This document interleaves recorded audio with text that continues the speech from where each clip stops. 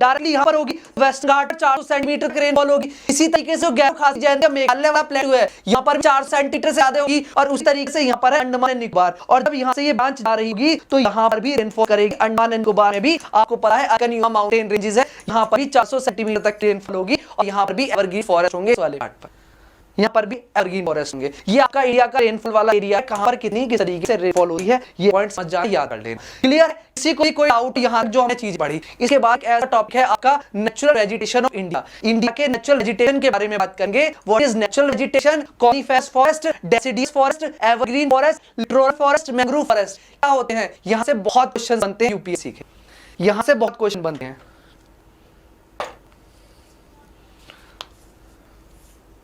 बहुत क्वेश्चन बनते हैं, लाइक शेयर करते हैं। अभी तक क्लियर है पूरी चीजें? सर देखिए हमें क्या है कितनी इंपॉर्टेंट। एक दिन में आप ज्योग्राफी में किस को बताइए जो ज्योग्राफी में यहाँ थे कि 2 तरीके के स्टूडेंट होंगे। एक ज्योग्राफी में बिल्कुल जीरो होंगे, वो थोड़ा सा इंप्रूव हुए होंगे, और एक थोड़ा जो इंप्रूव कंडीशन होंगे वो ऊपर रहे होंगे। ऐसे कितने स्टूडेंट मुझे बताइए जो जीरो से थोड़ा ऊपर गए हैं या जीरो से बहुत ही ऊपर चले गए, ऐसे कितने हैं? और जो थोड़ा लेवल पे थे वो उनके इंप्रूवमेंट का कंसेप्ट में बताइए किस स्टूडेंट को, किसको सेशन है जिसको डाउट हो डाउट पूछना, अदरवाइज ब्लॉक कर दूंगा। फिर मैं सिंपली बोल रहा हूँ आपसे, यहाँ पर सीरियस टॉपिक चल रहा है, आप लोग अननेसेसरी कमेंट किसको चीजें बिल्कुल कंसेप्ट अच्छे क्लियर हो गए, किसको बेसिक से थोड़ा ऊपर तक पता लगा, फटाफट बताइए।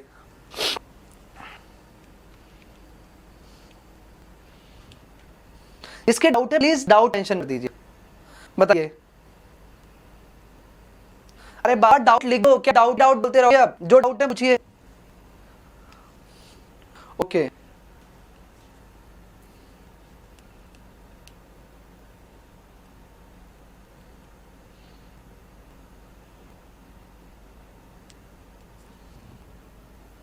सेंटर में नहीं, जैसे कि पूरे पोर्शन पे लाली ना जहां तक एयर का मूवमेंट होगा वहां तक आपकी रेनफॉल होगी। वो एक तरीके से स्ट्रेंथन कर रहा है ना, एयर और स्ट्रांग रही है। लाली ना जो ऑस्ट्रेलियन कोस्ट है वहां पर और अंदर तक आ रही है, क्योंकि स्ट्रांग विंड है तो कोस्ट के साथ साथ अंदर तक भी एंटर कर जाएगी। ठीक है, लालीना वाला कंसेप्ट में। और जो ऑस्ट्रेलिया की ईस्टर्न कोस्ट है ना वहां पर बहुत अच्छी खासी रेनफॉल होगी। ठीक है, ऑस्ट्रेलिया की ईस्टर्न कोस्ट वाले एरिया पर बहुत अच्छी खासी रेनफॉल होगी।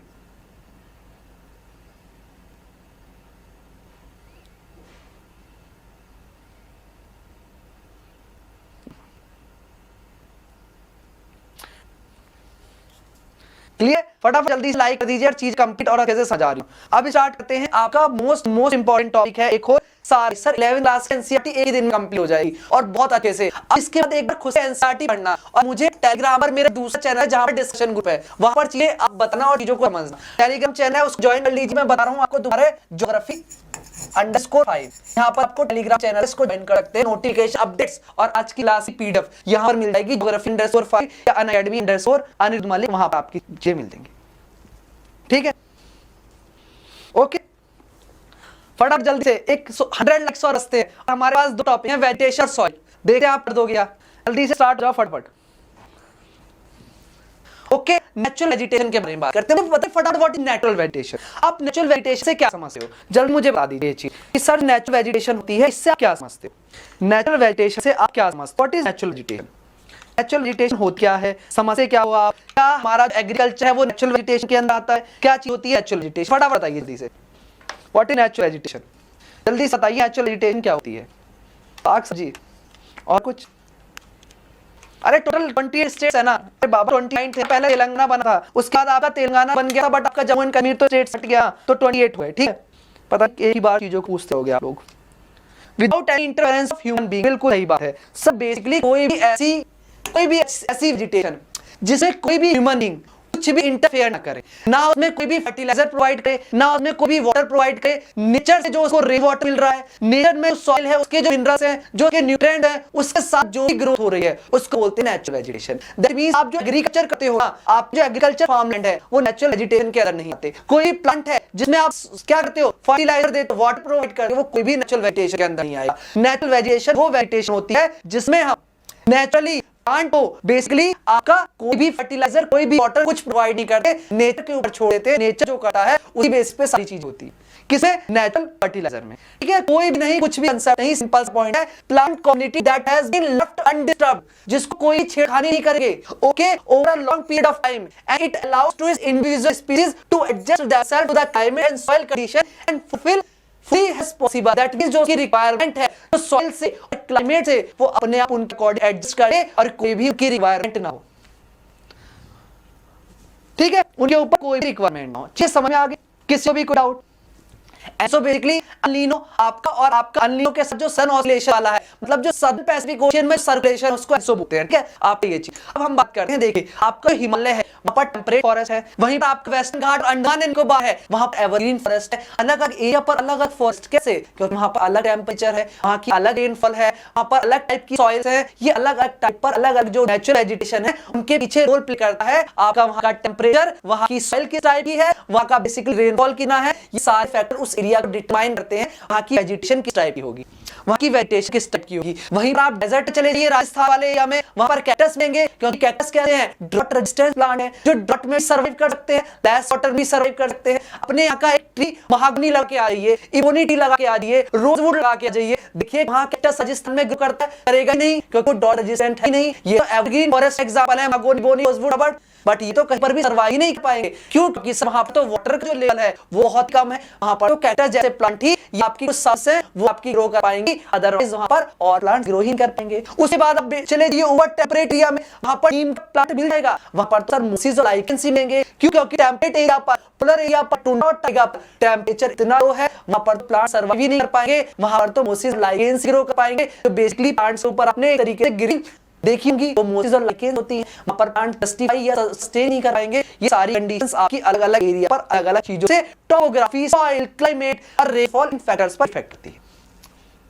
समझ में आ गया? इन सारे फैक्टर्स पर डिपेंड करती है। अब बात करते हैं कि कहीं पर किसी एरिया पर किस टाइप की वेजिटेशन होगी, वहां पर एवरग्रीन फॉरेस्ट होंगे, वहां पर डेसिडियस फॉरेस्ट होंगे, किस टाइप के फॉरेस्ट होंगे, ये आपका रोल प्ले करता है आपकी वेजिटेशन में। नेचुरल वेजिटेशन वाला कंसेप्ट, मतलब वहां की नेचुरल वेजिटेशन कितनी थिक है, कितने ज्यादा फॉरेस्ट है, उस कंसेप्ट पर आपका ये फैक्टर्स हैं जो आपके रिस्पॉन्सिबल है। कौन से फैक्टर है? अगर मैं बात करूं वहां पर प्रेसिपिटेशन कितना है, सारे फैक्टर्स हैं। याद रखना, अगर आपसे कोई पूछे कि कौन कौन से फैक्टर्स हैं जो किसी भी एरिया की वेजिटेशन को इन्फ्लुएंस करते हैं, अफेक्ट करते हैं, अफेक्ट करते हैं, जो आपका उन्हीं ग्रोथ को कौन कौन से सारे के करके समझाऊंगा लॉजिक के साथ। सबसे पहले प्रेसिपिटेशन, मतलब किसी भी एरिया में कितनी रेनफॉल होगी उसके ऊपर आप डिपेंड करेगा वहां पर कैसी क्लाइमेटिक कंडीशन होगी। मतलब सर, मतलब वहां पर अगर बहुत ज्यादा रेनफॉल होगी वहां पर एवरग्रीन फॉरेस्ट होंगे, अगर उससे कम रेनफॉल होगी तो वहां पर होंगे आपके डेसिडियस फॉरेस्ट, अगर उससे और कम होगी तो वहां पर बिल्कुल ही कम होगी तो आपके क्या होंगे सर, वहां पर होंगे आपके कैक्टस और जो ड्राई एरिया होने वाले फॉरेस्ट है। तो रेनफॉल भी कहीं ना कहीं वेजिटेशन को इफेक्ट करती है। सेकंड कंडीशन, फोटो पीरियड, मतलब वहां पर कितनी सनलाइट है उस एरिया में, सन की लाइट कितनी है ये भी फैक्टर करता है। जितनी ज्यादा सन की रे होंगी, जितनी ज्यादा सन की हीट होगी, वहां पर उतना ही ज्यादा उनका वहां पर प्लांट्स की ग्रोथ होगी। बट पॉइंट टू नोट, एक एक्सट्रीम लेवल ही होना चाहिए।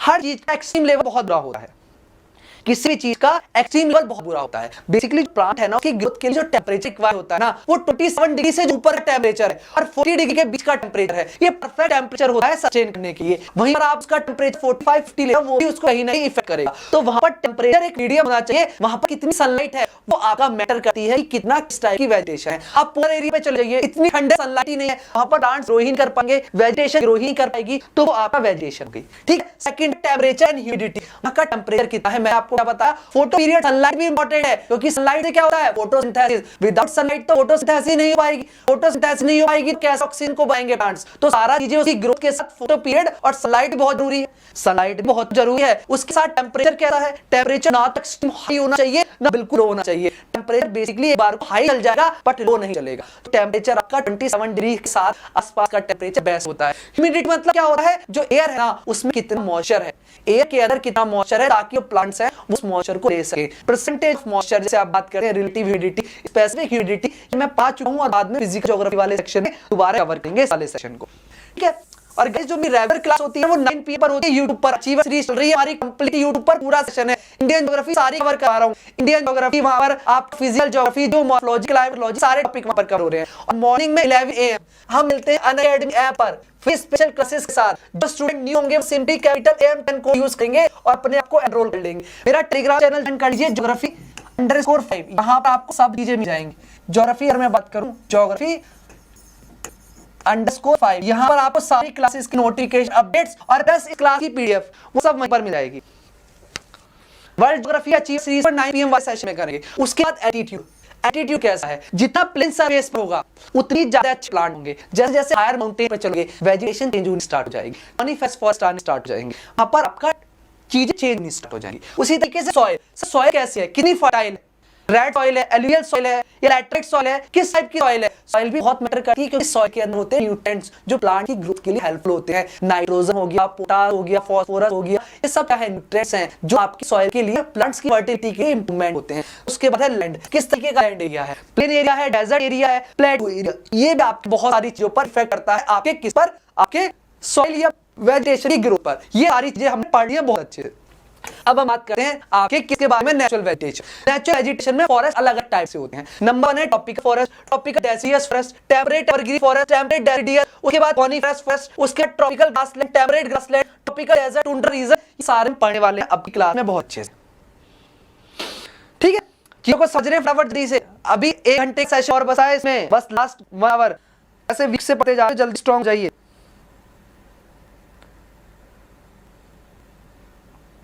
ऐसे आप वीक कैसे होते जा, चीजों स्ट्रॉन्ग फटाफट जल्दी जाइए। क्या होगा भाई, कैसे स्ट्रॉन्ग से हो रहे? इस टॉपिक के बाद 5 से 10 मिनट आपसे बात करेंगे, फिर अच्छे से पूछेंगे आपकी चीजें, फिर आप लास्ट वाला जो सॉइल वाला टॉपिक है ना, उसे कवर करेंगे। ठीक है सर, सॉइल बोल के वो करवा दिया। अरे बाबा एक चीज तो बताओ, मैं चाहता हूं मैं सॉइल भी वो कर देता, समझिए मेरा पॉइंट। अगर मैं चाहता तो मैं सॉइल ही क्या कहते हैं अभी तक कंप्लीट कर देता पूरा टॉपिक आप पे, पर फिर आप मेरे से ही बोलते हैं कंसेप्ट क्लियर नहीं हुए, कंसेप्ट क्लियर नहीं है। मैं तो सब चीजें पढ़ा दूंगा, बट आप जो कंसेप्ट वो क्या क्लियर होंगे ये तो बताइए। उन भी तो क्लियर करना है, कंसेप्ट तभी तो क्लियर होंगे अब आपको चीज आराम से पढ़ा जाएंगे। फास्ट कोई भी पढ़ा दे कम। सर मुझे ज्यादा प्रॉब्लम है आप लोगों से, मुझे लगातार बोलते बोलते 10 घंटे हो गए, अननेसेसरी बिल्कुल बहुत देर से बोल रहा हूँ, बहुत अच्छे सारी चीजें पढ़ा रहा हूँ और हर चीज पॉइंट पॉइंट पढ़ा रहा हूँ। ये भी नहीं कि मैं मजाक कर रहा हूँ, रेस्ट ले रहा हूँ, हर चीजें टाइम टाइम फुल अच्छे से पढ़ रहा हूँ। तो मैं भी चीज मैं देखो, मैं तो चाहता हूँ जल्दी खत्म हो जाए, आपसे पहले चाहता हूँ। मैं कुछ में बेनिफिट नहीं कि मैं 12 घंटे पढ़ा के 13 घंटे पढ़ा के चीजें करूंगा, मैं और ज्यादा टायर्ड फील कर रहा हूं, मुझे ज्यादा प्रॉब्लम। बट मैं सोच रहा हूं कि कोई भी कंसेप्ट ये जो सीरीज है ना, ये आगे लाइफ लॉन्ग तक पढ़ जाएगी, तो आपके साथ साथ जो फ्यूचर में स्टूडेंट बाद में देखे, पार्ट्स में देखे, तब चीजों को बेटर समझ पाए, इसलिए थोड़ा टाइम लगा है। ठीक है, ओके, आप लोग जाने लगते हो चीजें, आप लोगों से मैं इतनी एनर्जी के साथ पढ़ा रहा हूँ। यहाँ पर अगर लास्ट कम स्टूडेंट तो ये एनर्जी थोड़ी ना होती, मेरी कोशिश करते मैं देने की, पर कहीं ना कहीं आप लोगों को जो एक तरीके से कॉन्फिडेंस मोटिवेशन देना इफेक्ट करता है। तो फटाफट दिया ये नेचुरल एजुकेशन को स्टार्ट करते हैं, तो जल्दी आगे फटाफट। ओके, सबसे पहले हम बात करते हैं टाइप्स ऑफ फॉरेस्ट की। ये आपका topic evergreen, semi evergreen, deciduous, thorn forest, montane flora, एक एक करके बात करते हैं। सबसे पहले हम बात करते हैं tropical evergreen forest. Tropical evergreen forest कहां पर मिलेंगे? Tropical evergreen forest. पहला पॉइंट ट्रॉपिकल रीजन मिलेंगे, पहला पॉइंट ट्रॉपिकल रीजन में मिलेंगे। दूसरा पॉइंट एवरग्रीन कब होंगे? जब रेनफॉल ज्यादा होगी। लॉजिक ही सिंपल सा है, कहीं पर नहीं भी पता तब भी क्वेश्चन अटेम्प्ट करोगे। क्यों? तो सबसे पहला पॉइंट है ट्रॉपिकल एवरग्रीन फॉरेस्ट। कहां पर देंगे? टॉपिक के ऊपर। और एवरग्रीन है तो rainfall through out the year होगी। समझिए चीज को दोबारा समझाता हूं। मेरी बॉडी है, मेरी बॉडी को बहुत अच्छे से न्यूट्रिएंट चाहिए, फूड चाहिए, तो मैं अच्छे से मेरी बॉडी बनेगी, सब चीज ग्रोथ होगी, मेरे स्किन पर भी फेयर कलर होगा, मेरी हर चीज बॉडी के पार्ट्स की ग्रोथ होगी। मुझे आप क्या कीजिए 6 मंथ तो फूड दीजिए और 6 मंथ तक आप फूड मत दीजिए। तो क्या होगा? जब मुझे फूड मिलेगा तब तक तो मैं अच्छा होऊंगा। जैसे मुझे फूड नहीं मिलेगा मेरी बॉडी पर रिंगल्स आना स्टार्ट हो जाएंगे, मेरा फेस पे वीकनेस आ जाएगी, मेरी बॉडी के पार्ट में वीकनेस आ जाएगी। तो वही रीजन है आपके इनके साथ, प्लांट्स के साथ। क्या सर? जब प्लांट्स को बहुत ज्यादा रेनफॉल मिलेगी और पूरे साल के साल मिलेगी तभी वो एवरग्रीन रहेंगे। मुझे पूरे प्रॉपर हर पूरे साल तक अच्छे से प्रॉपर फूड मिलेगा तो मेरी ग्रोथ भी तो बहुत अच्छी होगी। ठीक है, मेरी ग्रोथ भी तो यही रीजन है। कहां पर मिलेंगे? सही उस एरिया में मिलते हैं जहां पर रेनफॉल बहुत ज्यादा होती है। Example western Ghats of India, example Meghalaya वाला प्लेटू, एग्जांपल इंडोनेशिया वाला प्लेटू, मलेशिया की इक्वेटोरियल, जो आपके इक्वेटोरियल रीजन पे आते हैं जहां पर रेनफॉल हाई होती है। आपका अमेज़न रेन फॉरेस्ट, आपका बेसिकली ट्रॉपिकल रीजन वाला अफ्रीका, प्लस यहां पर मलेशिया, इंडोनेशिया ये वाला रीजन, यहां पर रेनफॉल हाई होती है। इस वजह से इन पार्ट से रेनफॉल ज्यादा होती है। तो आपसे अगर कोई क्वेश्चन पूछे कि इंडिया में कहां मिलेंगे, सर इंडिया में मिलेंगे बेसिकली जो आपका अंडमान निकोबार वाला बेल्ट है और प्लस आपका वेस्टर्न घाट वाला एरिया, यहां पर ट्रॉपिकल एवरग्रीन फॉरेस्ट मिले, क्योंकि थ्रू आउट द ईयर बहुत ज्यादा रेनफॉल होती है यहां पर, इसी वजह से यहां पर एवरग्रीन फॉरेस्ट मिले। ठीक है, इसी वजह से यहां पर एवरग्रीन फॉरेस्ट मिलेंगे। Found the western slope of the western Ghat, north eastern region. क्यों? क्योंकि यहां पर बेसिकली आपका गैरो खासी जयंतिया, बे ऑफ बंगाल वाली ब्रांच, चेरापूंजी में गैरो खासी जयंतिया, नॉर्थ ईस्ट वाले रीजन पर एवरग्रीन मिलेंगे यहां पर। प्लस यहां पर अंडमान निकोबार में मैंने बताया था रेनफॉल बहुत होती है 400 सेंटीमीटर, यहां पर एवरग्रीन, वेस्टर्न घाट पे एवरग्रीन, प्लस आपका नॉर्थ ईस्ट। तो पता होना चाहिए Andaman Nicobar, hills of north east and western Ghat पर जहां पर वार्म एंड ह्यूमिड एरिया हो, जहां पर टेंपरेचर थोड़ा सा हाई हो और बेसिकली आपका प्रेसिपिटेशन आपका 200 सेंटीमीटर से ज्यादा हो रेनफॉल, वहां पर आपका mean annual temperature 22 degree centigrade से अबव हो। दैट मीन समर और विंटर का टेंपरेचर है एवरेज 22 डिग्री से ज्यादा होना चाहिए, वहां पर आपका मिलेंगे एवरग्रीन फॉरेस्ट, क्योंकि through out the year water होगा, थ्रू आउट ईयर वाटर होगा। ठीक है, पहला पॉइंट। दूसरा है जो यहाँ पर ट्रीज होंगे उनकी कैनोपी बहुत हाई होगी, दैट मींस यहाँ के ट्रीज होंगे ना उनकी हाइट 60 मीटर तक ली जाएगी, 60 मीटर तक हाइट ले जाएगी। क्यों? क्योंकि इनको प्रॉपर वाटर मिलेगा, प्रॉपर वाटर के साथ ग्रोथ मिलेगी, तो इनकी हाइट कब तक चली जाएगी? अप टू 60 मीटर तक, 60 मीटर तक ऊपर हो जाते हैं। और जो इनकी कैनोपी होती है वो कैनोपी क्या होती है? बहुत ज्यादा थिक होती है, बहुत ज्यादा डेंस कैनोपी होती है, दैट मींस हरे भरे होते हैं ऊपर तक। और अगर आप देखेंगे तो इनकी डेंस इतनी कैनोपी डेंस होती है कि अगर जो 100% सनलाइट आ रही है ऊपर से, अर्थ का जो ग्राउंड है यहाँ पर, यहाँ तक नीचे सिर्फ 1% सनलाइट पहुंचती है, सिर्फ 1% सनलाइट नीचे पहुंचती है आपकी। इतना बेसिकली नीचे सनलाइट पहुंच ही नहीं पाती, इतने डेंस फॉरेस्ट होते हैं ये। जो इनका फॉरेस्ट होता है वो इतने डेंस होते हैं कि नीचे तक आपकी सनलाइट पहुंच ही नहीं पाती, यहाँ तक नीचे कभी सनलाइट पहुंच नहीं पाती, सिर्फ 1% पहुंचती है, क्योंकि उनकी कैनोपी होती है वो इतनी ज्यादा डेंस होती है, हाइट इतनी ज्यादा होती है। तो वहां पर और इसके नीचे वाले एरिया पर बेसिकली सब्ज और घास से ज्यादा ही ग्रोथ होती है, क्योंकि नीचे सनलाइट नहीं पहुंच पाती तो उनकी ग्रोथ नहीं हो पाती। और इनके बीच में फाइट होती रहती है, कौन ऊपर जाएगा कौन ऊपर जाएगा, जो आपके एवरग्रीन फॉरेस्ट है, जो आपके एवरग्रीन फॉरेस्ट। ठीक है, क्लियर है? तो आपका क्या है? Well stratified with layers closer to the ground and covered with shrubs and leaves the short structure and trees followed by different varieties. Sir इस वाले एरिया में ना, ये वाला एरिया रिच होता है, हॉट स्पॉट रीजन होता है, यहाँ पर इतनी वैरायटीज के ट्रीज मिलते हैं बहुत ज्यादा, चाहे वेस्टर्न घाट्स की बात कर लो, चाहे नॉर्थ ईस्ट की बात कर लो, चाहे अंडमान निकोबार की बात कर लो। और ये वाले रीजन हॉट स्पॉट है, बायोस्फीयर रिजर्व है, क्योंकि यहाँ पर बहुत ज्यादा फ्लोरा एंड फौना की स्पीशीज मिलती हैं, प्लांट और एनिमल की स्पीशीज मिलती हैं, क्योंकि रेनफॉल ज्यादा होगी तो प्लांट आएंगे, और आपको पता है प्लांट वेजिटेशन आएंगे। जहाँ पर फॉरेस्ट एरिया होगा वहां पर एनिमल्स की स्पीशीज भी बहुत ज्यादा आएंगी, वहां पर एनिमल्स की स्पीशीज बहुत ज्यादा आएंगी। क्लियर है? किसी को कोई doubt? Fine. area greater height up to 60 centimeter and there is no definite time to tree to shed their leaves। मतलब यहाँ के जो leaves हैं ना, कभी भी अपनी लीव्स को शेड नहीं करते, लीव्स को गिराते नहीं हैं। Okay, these trees are green all year round, पूरे साल के साल ये ट्रीज ग्रीन रहते हैं। एग्जांपल है रोजवुड, महागोनी, इबोनी और rubber. Basically ebony, mahogany, rosewood, rubber ये आपके एग्जांपल हैं ट्रॉपिकल एवरग्रीन फॉरेस्ट के। ट्रॉपिकल एवरग्रीन फॉरेस्ट एग्जांपल है ebony, mahogany, rosewood, rubber. Ebony, mahogany, rosewood, rubber. समझ में आएगा? Ebony, mahogany, rosewood, rubber. फटाफट याद करके मुझे बताइए कहां पर है इबोनी, महागोनी, रोजवुड, रबर। फटाफट बताइए जल्दी से। Ebony, mahogany, rosewood, rubber. कोई भी पूछे एवरग्रीन फॉरेस्ट के एग्जांपल यूपीएससी बहुत बार पूछ चुका है। कौन से डेसिडियस हैं, कौन से ड्राई डेसिडियस हैं, कौन से वेट डेसिडियस हैं, कौन सा एवरग्रीन है, कौन सा सेमी एवरग्रीन है। एवरग्रीन में महागोनी, बोनी, रोजवुड, रबर। महागोनी, बोनी, रोजवुड, रबर। इस तरीके से याद होनी चाहिए सारी चीजें। कहां पर मिलेगी? वेस्टर्न घाट पर मिलेगी, रेनफॉल हाई होती है। कहां पर मिलेगी? अंडमान एंड निकोबार मिलेगी, 400 सेंटीमीटर से ज्यादा होती है। कहां पर मिलेगी? आप मेघालय प्लेटू वाले रीजन मिलेगी। ये रीजन बेसिकली यहां पर रेनफॉल मिलती है। ओके फाइन, क्लियर है? आगे बढ़ते हैं, आगे बात करते हैं सेमी एवरग्रीन फॉरेस्ट की। सेमी एवरग्रीन फॉरेस्ट वो होते हैं जहां पर रेनफॉल थोड़ी सी कम होती है, found in less rainy region और part of this area. Basically ये जो फॉरेस्ट होते हैं इनको सेमी एवरग्रीन को, यहाँ पर दो टाइप के फॉरेस्ट हैं। अगर मैंने बताया ये रीजन है मेरा, यहाँ पर मैंने बोला ये सेमी एवरग्रीन रीजन है, सेमी एवरग्रीन, तो ये वाला रीजन मिक्सचर होगा किस चीज का? एवरग्रीन का और डेसिडियस का। यहाँ पर आप एवरग्रीन फॉरेस्ट होंगे कुछ में और कुछ होंगे डेसिडियस फॉरेस्ट। और क्वेश्चन बनता है what is deciduous forest? Deciduous forest वो होते हैं जो अपनी लीफ को शेड कर देते हैं, तो अपनी लीव्स को शेड कर देते हैं, अपनी लीव्स को गिरा देते हैं। जब ड्राई सीजन आ रहा है, जब रेनफॉल नहीं होती, तो अपनी लीव्स को शेड कर देते हैं, छोड़ देते हैं, उसको बोलते हैं आपका डेसिडियस फॉरेस्ट। तो सेमी एवरग्रीन फॉरेस्ट होते हैं ना, वहां पर कुछ फॉरेस्ट एवरग्रीन होंगे, कुछ डेसिडियस होंगे, इन दोनों का मिक्सचर होगा, उन फॉरेस्ट को बोलेंगे सेमी एवरग्रीन फॉरेस्ट। उन फॉरेस्ट को बोलेंगे semi evergreen forest. Got it clear? Found in this less rain part of the region, such forests have maximum number of evergreen and moist deciduous forest। कौन से moist deciduous forest? deciduous भी दो type के होते हैं, एक होता है moist deciduous और एक होता है dry deciduous। moist deciduous वो होता है जहाँ पर रेनफॉल थोड़ा ज्यादा होती है, 100 सेंटीमीटर से ज्यादा होती है, होते हैं moist deciduous। मतलब वो अपनी लीव्स को शेड तो करते हैं, वहाँ पर मॉइस्चर लेवल ज्यादा होता है। और dry deciduous क्या होते हैं? जहाँ पर रेनफॉल 100 सेंटीमीटर से कम होते हैं, वो भी अपनी लीव्स को शेड कर देते हैं, और dry deciduous होते हैं, वो ड्राई डेसिडियस होते हैं। ठीक है, okay. The undergoing climber provide evergreen to the character of this forest. The main species जो है वो है व्हाइट सीडर, हॉलॉक, आपका kail, this are the main species. आपके किसकी है? सेमी एवरग्रीन की। समझ में आ रहा? याद रखना जो सेमी एवरग्रीन फॉरेस्ट है ना, इनका सबसे ज्यादा एक्सप्लॉइटेशन हुआ है, सबसे ज्यादा एक्सप्लॉइटेशन हुआ है। जो ब्रिटिशर्स थे ना, उन्होंने सेमी एवरग्रीन फॉरेस्ट का इतना ज्यादा एक्सप्लॉइटेशन किया है, इनको कट करके इनका जो बेसिकली रेलवे ट्रैक थे और जगह इनका यूज किया गया है, जो आपकी ट्रीज थे इनको कट करके। और आपको पता ब्रिटिशर्स ने इंडिया का सिर्फ एक्सप्लॉइटेशन ही किया है, और वहां पर ये भी एक्सप्लॉइटेशन आपका हुआ है। समझ में आ गया?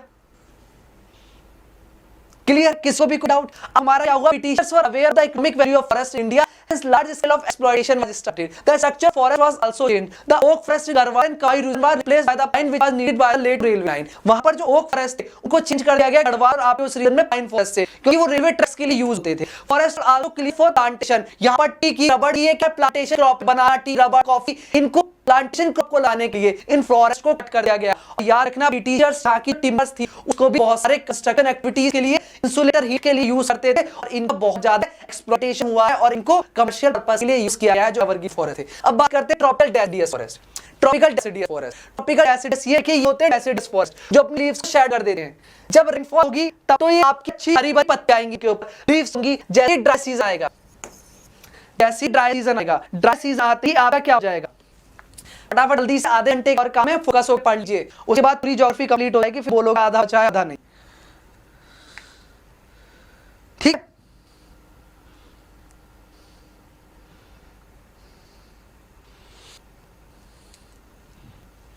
ओके फाइन, तो अब हम बात कर रहे हैं ड्राई डेसिडियस फॉरेस्ट। फटाफट देख लीजिए ड्राई डेसिडियस। ड्राई डेसिडियस क्या होते हैं बेसिकली, यहाँ पर आप देख लो इन्होंने अपनी लीव्स को शेड कर दिया है, मतलब ड्राई सीजन आया ना तो इनको रेनफॉल नहीं मिली, रेनफॉल मिली तो इनको एक तरीके से रेन वाटर के लिए फूड का काम करता है, वो मिला नहीं तो अपनी लीव्स को शेड कर देते हैं। एग्जांपल टीक और साल, टीक एंड साल द एग्जांपल डेसिडियस फॉरेस्ट। ये टीक है, साल है, ये डेसिडियस फॉरेस्ट के एग्जांपल। ये किसके एग्जांपल है, साल टीक किसे, आपके डेसिडियस फॉरेस्ट के एग्जांपल है। They are the most widespread forest in the India. Point be noted.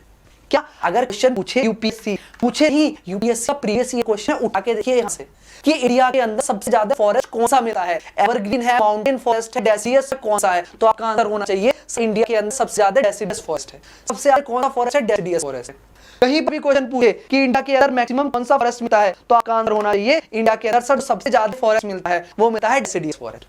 कौन सा मिलता है, डेसिडियस फॉरेस्ट। क्लियर है। They are also called monsoon forest, इनको मानसून फॉरेस्ट भी बोलते हैं। क्यों, जब मानसून में रेनफॉल होगी तो यहाँ पर भी रेनफॉल होगी और मानसून रेनफॉल नहीं होगी तो बेसिकली ये अपनी लीव को शेड कर देंगे, ये अपना पत्ते गिरा देंगे। यही रीजन है इनको क्या बोलते हैं, डेसिडियस फॉरेस्ट बोलते हैं, अपनी लीव्स को शेड कर देते हैं। ठीक है, okay. They spread over a region, कहां पर होते हैं, जहां पर रेनफॉल 70 से 200 सेंटीमीटर के बीच में होती है वहां पर डेसिडियस फॉरेस्ट होते हैं। और द बेसिक ऑफ वाटर जितना प्रेजेंट हो forest divided into moist and dry deciduous. अब क्या है, अगर आप जो वाटर है, समझ मेरा पॉइंट, अगर आपकी जो रेनफॉल है वो 150 से 70 सेंटीमीटर के बीच में होगी तो यहां पर होगा ड्राई डेसिडियस। या बेसिकली बात करूं 70 से लेके 120 सेंटीमीटर तो ये वाला एरिया होगा ड्राई डेसिडियस। कौन सा, ड्राई डेसिडियस। और वहीं पर अगर बात करूं जहां पर रेनफॉल 100 से 200 सेंटीमीटर होगी वो वाला एरिया होगा मॉइस्ट डेसिडियस। वहां पर मॉइस्चर ज्यादा होगा, इसी वजह से उसको बोलेंगे मॉइस्ट डेसिडियस फॉरेस्ट। कौन सा forest, moist deciduous forest. Clear. चीजें थोड़ा सा और मुश्किल, आधे घंटे का काम और जल्दी खत्म करेंगे। ठीक है, ओके। मैं चाह रहा हूं कि समझा दें, थोड़ा सा और सीख लो। खत्म करने में 10 मिनट लगनी, पढ़ के आना है मुझे। फटाफट एक बार remind forest are region recorded rainfall between इतना इस forest are found in the east, यूं करके जाना। पर ये चीज नहीं करनी। 15 मिनट की क्लास अगर चाहूं तो पर सोच रहा हूं समझा दूं, थोड़ा सा आधे घंटे कर लूं, बाद में गाली दोगे मुझे, अब बोले चले।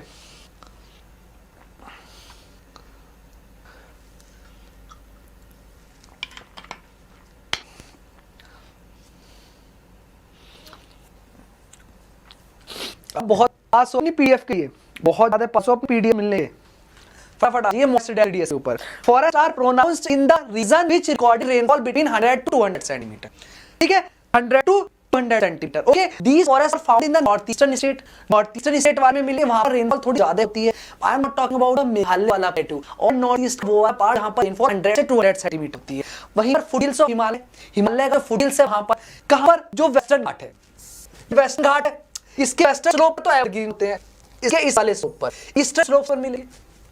जो हिमालय की फुटहिल्स है, शिवालिक वाला एरिया यहाँ पे मिलेंगे, प्लस आपका नॉर्थ ईस्ट वाला एरिया जहां पर मेघालय प्लेटू छोड़ के रेनफॉल 100 टू 200 सेंटीमीटर होती है, उस वाले एरिया में मिले, उस वाले एरिया में मिले।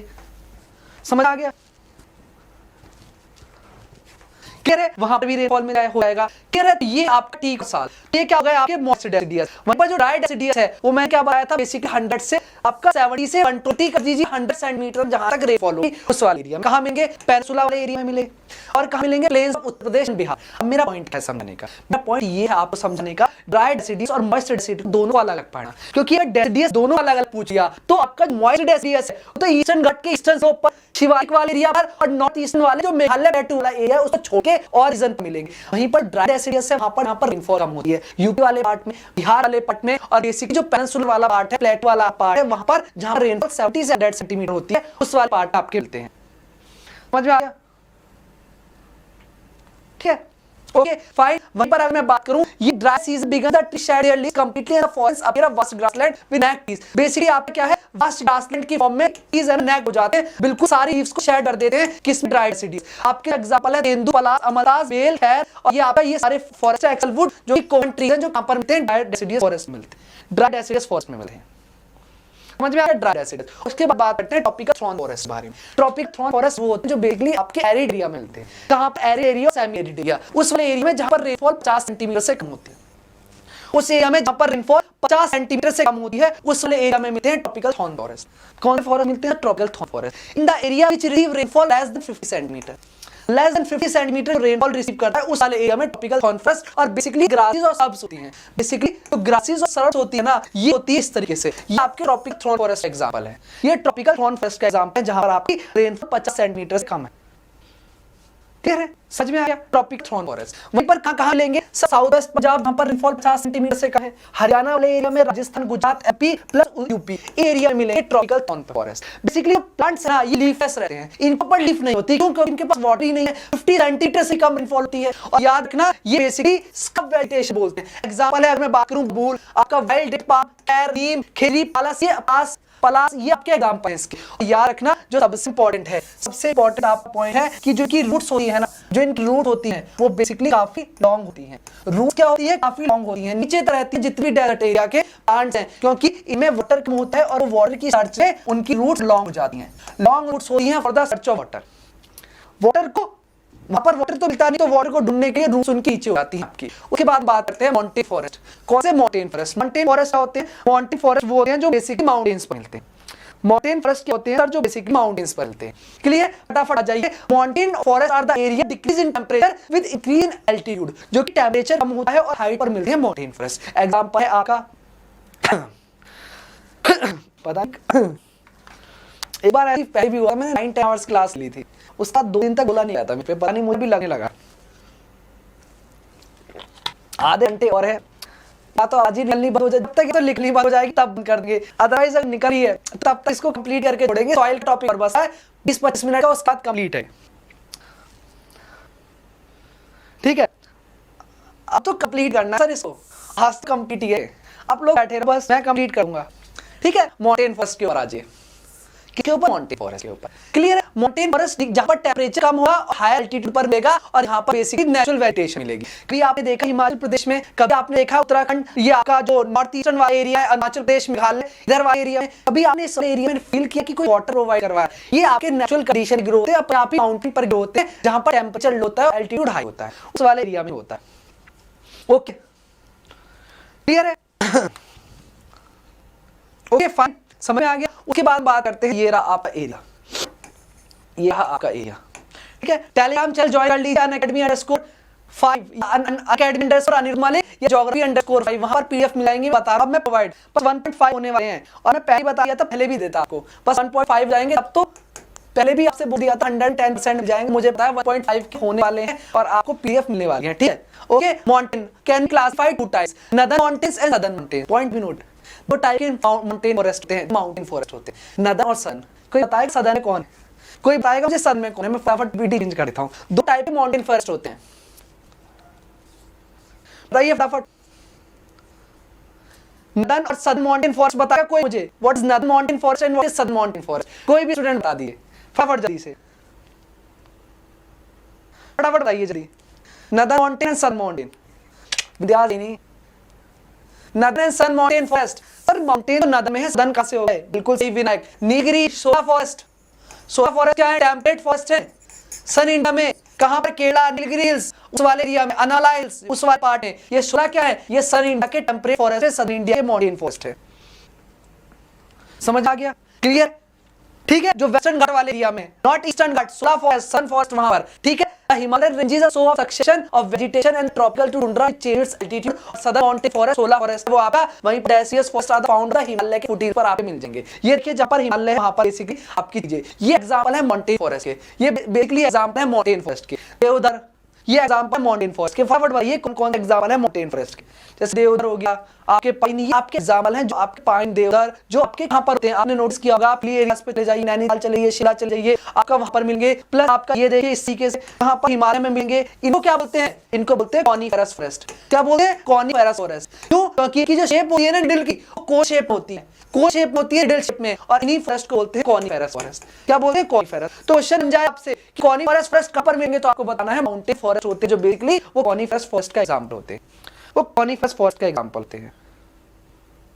समझ में आ गया? कौन से कॉनिफेरस फॉरेस्ट का एग्जांपल होते हैं। अब बात करते हैं सदर्न माउंटेन फॉरेस्ट। नन तो बता दिए, Himachal Pradesh, Uttarakhand, Jammu and Kashmir. Southern mountain यहाँ पर ये पानी hills, Nilgiri hills, Anamalai hills, यहाँ पर मिलेंगे शोला फॉरेस्ट।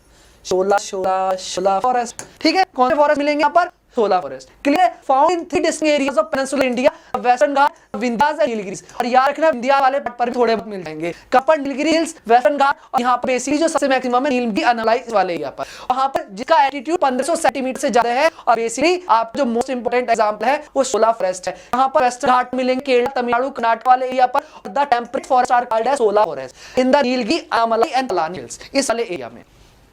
समझ में आ गया? ठीक है, okay fine. Some of the other trees of this forest are economic significance। यहाँ पर इकोनॉमिक सिग्निफिकेंस बहुत ज्यादा है। और बेसिकली विंध्यास रेंज में सतपुरा और मैकाल रेंज वाला पार्ट है, वहां पर भी थोड़े बहुत सदर्न माउंटेन फॉरेस्ट आपको मिल जाएंगे। बट बेसिकली जो सबसे इंपॉर्टेंट लेंगे वो टेम्परेट फॉरेस्ट, शोला फॉरेस्ट, और यहाँ पर नीलगिरी अनमलाई जहाँ की हाइट 1500 मीटर से ज्यादा है। आपको पता है अनमोडी हिल्स, अनमलाई, यहाँ पर बेसिकली जो हाइट है पीक की डोला बेटा अनमोडी 1500 मीटर से ज्यादा है, वहां पर सदर्न माउंटेन फॉरेस्ट मिल जाएंगे आपको। ठीक है, सतपुरा और मैकाल वाले एरिया में भी मिल जाएंगे। उसके बाद हम बात करते हैं लिटोरल और स्वैम्प फॉरेस्ट की, स्वैम्प एंड लिटोरल फॉरेस्ट के बारे में।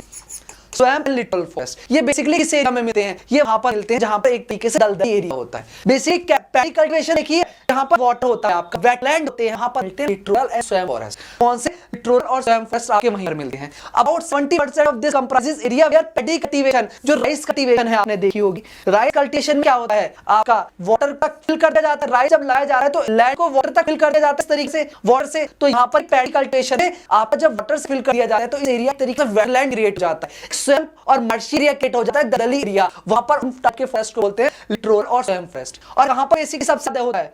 कहां पर सबसे ज्यादा होता है बताइए फटाफट? कहां पर सबसे ज्यादा होता है? जहां पैडी कल्टीवेशन है उस वाले area. Two sites Chilika lake and Keoladeo national park are protected as a water flow habitat under the convention of Ramsar. Basically Keoladeo और जो तिलका-लेक है ये भी एक तरीके से रामसर कन्वेंशन के अंदर वेटलैंड के अंदर आते हैं। The country wetlands have been grouped in each a. ये बेसिकली आपको ये देखिए ये है आपका लिटोरल और स्वैम्प जहां पर पैडी कल्टीवेशन है, और उसका सबसे बेस्ट एग्जांपल है मैंग्रोव फॉरेस्ट। इसका सबसे बेस्ट एग्जांपल है मैंग्रोव फॉरेस्ट। कौन सा सबसे बेस्ट? Mangrove forest. ये आपको पता होना चाहिए, जो कि सबसे बेस्ट और मोस्ट इंपोर्टेंट एग्जांपल है लिटोरल और स्वैम्प फॉरेस्ट। सर ये स्वैम्प फॉरेस्ट है ना, मैंग्रोव फॉरेस्ट, ये बेसिकली कोस्टल एरियाज पे होते हैं, ये टाइडल एरियाज पे होते हैं। और इनका जो सबसे इंपॉर्टेंट पॉइंट पता है क्या है? इन मैंग्रोव हम बोलते हैं हेलोफाइट्स। इन मैंग्रोव हम बोलते हैं हेलोफाइट्स। क्या बोलते हैं सर? हेलोफाइट बोलते हैं। मतलब क्या होता है हेलोफाइट्स का? मतलब होता है वो प्लांट्स जो कि सॉइल टॉलरेंट होते हैं, जहां पर सॉल्टी वाटर होता है ना, सी वाटर। मैंने क्वेश्चन भी पूछा था जब आपका, क्या पढ़ाया था मैंने? बताइए, मैंने इंडिया के वेजिटेशन के ऊपर क्वेश्चन पूछे थे, मैंने मैंग्रोव से क्वेश्चन पूछे थे कि कौन सा इंडिया का अकेला सॉइल टॉलरेंट प्लांट है जो सॉइल में भी ग्रो करता है। एग्जांपल है मैंग्रोव। वर्ल्ड का जो मैंग्रोव फॉरेस्ट है सॉइल टॉलरेंट होता है, इसको बोलते हैं हेलोफाइट्स। और ये कहते हैं नुमेरोफोर्स भी होते हैं। दैट इज इनके रूट्स है ना, ये आपको वाटर से बाहर दिख जाए इस तरीके से, for the search of oxygen, इस तरीके से की रूट्स के भी मैंग्रोव फॉरेस्ट की इनके बहुत सारे यूज होते हैं। सर ये बेसिकली जो कोस्टल एरिया से इरोजन होता है उसको प्रोटेक्ट करते हैं, जो कोस्टल एरियाज पर स्पीशीज होते हैं उनको प्रोटेक्ट करते हैं, उनके तरीके एक हैबिटेट प्रोवाइड करते हैं, एक लिविंग कंडीशन प्रोवाइड करते हैं। और ये आपके कोस्टल एरिया के लिए मोस्ट इंपोर्टेंट हो जाते हैं मैंग्रोव फॉरेस्ट। पर धीरे धीरे करके जो मैंग्रोव फॉरेस्ट हैं ये आपका जो एरिया है वो कम होता जा रहा है, इनको बेसिकली डिग्रेड होते जा रहे हैं। बट याद रखना, हमारा जीरा मैंग्रोव पढ़ाया मैंने स्टार्टिंग में मॉर्निंग में, सुंदरबन डेल्टा वहां पर मैंग्रोव फॉरेस्ट है, और सुंदरबन डेल्टा वाला एरिया है वो वर्ल्ड का सबसे लार्जेस्ट स्ट्रेच माना जा रहा है किसका? मैंग्रोव फॉरेस्ट का। अब मुझे बताइए पूरे वर्ल्ड में सबसे ज्यादा मैंग्रोव फॉरेस्ट कहां मिलते हैं? पूरे वर्ल्ड में सबसे ज्यादा मैंग्रोव फॉरेस्ट कहां मिलते हैं? फटाफट बताइए जल्दी, पूरे वर्ल्ड में मैंग्रोव फॉरेस्ट सबसे ज्यादा कहां मिलते हैं? पूरे वर्ल्ड में मैंग्रोव फॉरेस्ट सबसे ज्यादा कहां मिलते हैं? इंडोनेशिया बिल्कुल सही जवाब है। इंडोनेशिया पूरे वर्ल्ड में सबसे ज्यादा परसेंटेज अगर कहीं पर मिलता है किसी कोस्टल एरिया पर तो वो इंडोनेशिया कंट्री है जहां पर सबसे ज्यादा मैंग्रोव फॉरेस्ट होते हैं। सेकंड नंबर पर कौन है? ऑस्ट्रेलिया है। कौन है बताइए? ऑस्ट्रेलिया है या कोई और कंट्री है? फटाफट बताइए जहां पर सबसे ज्यादा मैंग्रोव फॉरेस्ट होते हैं। सेकंड नंबर पर इंडोनेशिया हाईएस्ट है मैंग्रोव फॉरेस्ट के में। ठीक है, फॉरेस्ट कवर एरिया इंडिया के अंदर जो टोटल फॉरेस्ट एरिया है वो 23.28% है, 23.8% है इंडिया के अंदर फॉरेस्ट एरिया है। बट इंडिया गवर्नमेंट क्या चाहती है? इंडियन गवर्नमेंट आती है इंडिया के अंदर 33% एरिया पर फॉरेस्ट कवर एरिया। ठीक है। 33% area forest cover area India ये चाहती है। यहाँ पर आपका एरिया में प्रेजेंट में कितना है 23.8 area. It is important to note that the forest area and actual forest cover are not same. Basically क्या होता है, फॉरेस्ट कवर एरिया है ना और एक्चुअल फॉरेस्ट कवर एरिया है, ये दोनों डिफरेंट हैं। क्यों? क्योंकि बेसिकली जो फॉरेस्ट कवर एरिया है ना गवर्नमेंट, दो चीजें होती हैं। आपका 1 हेक्टेयर एरिया में अगर मान के चलना समझना, 1 हेक्टेयर एरिया में अगर यहाँ पर 10% एरिया भी ट्रीज है तो गवर्नमेंट उसको भी फॉरेस्ट कवर एरिया के अंदर इंक्लूड कर लेती है। जो एक्चुअल फॉरेस्ट कवर एरिया है वो डिफर है। इंडिया के अंदर इतना फॉरेस्ट की नहीं है, ये ऊपर आपका जो सैटेलाइट्स होते हैं उसे मेजर किया जाता है फॉरेस्ट एरिया। जो एक्चुअल एरिया है ना वो फॉरेस्ट कवर एरिया इतना नहीं है, इसमें ट्री कर एरिया भी इंक्लूड है आपका इंडिया के। तो हमारी इंडियन गवर्नमेंट का क्या एम है कि इंडिया के अंदर फॉरेस्ट कवर एरिया है वो टोटल लैंड के 33% एरिया पर फॉरेस्ट होने चाहिए। टोटल 33% फॉरेस्ट होनी चाहिए। समझ में आ गया कितने तक आपका फॉरेस्ट होना चाहिए?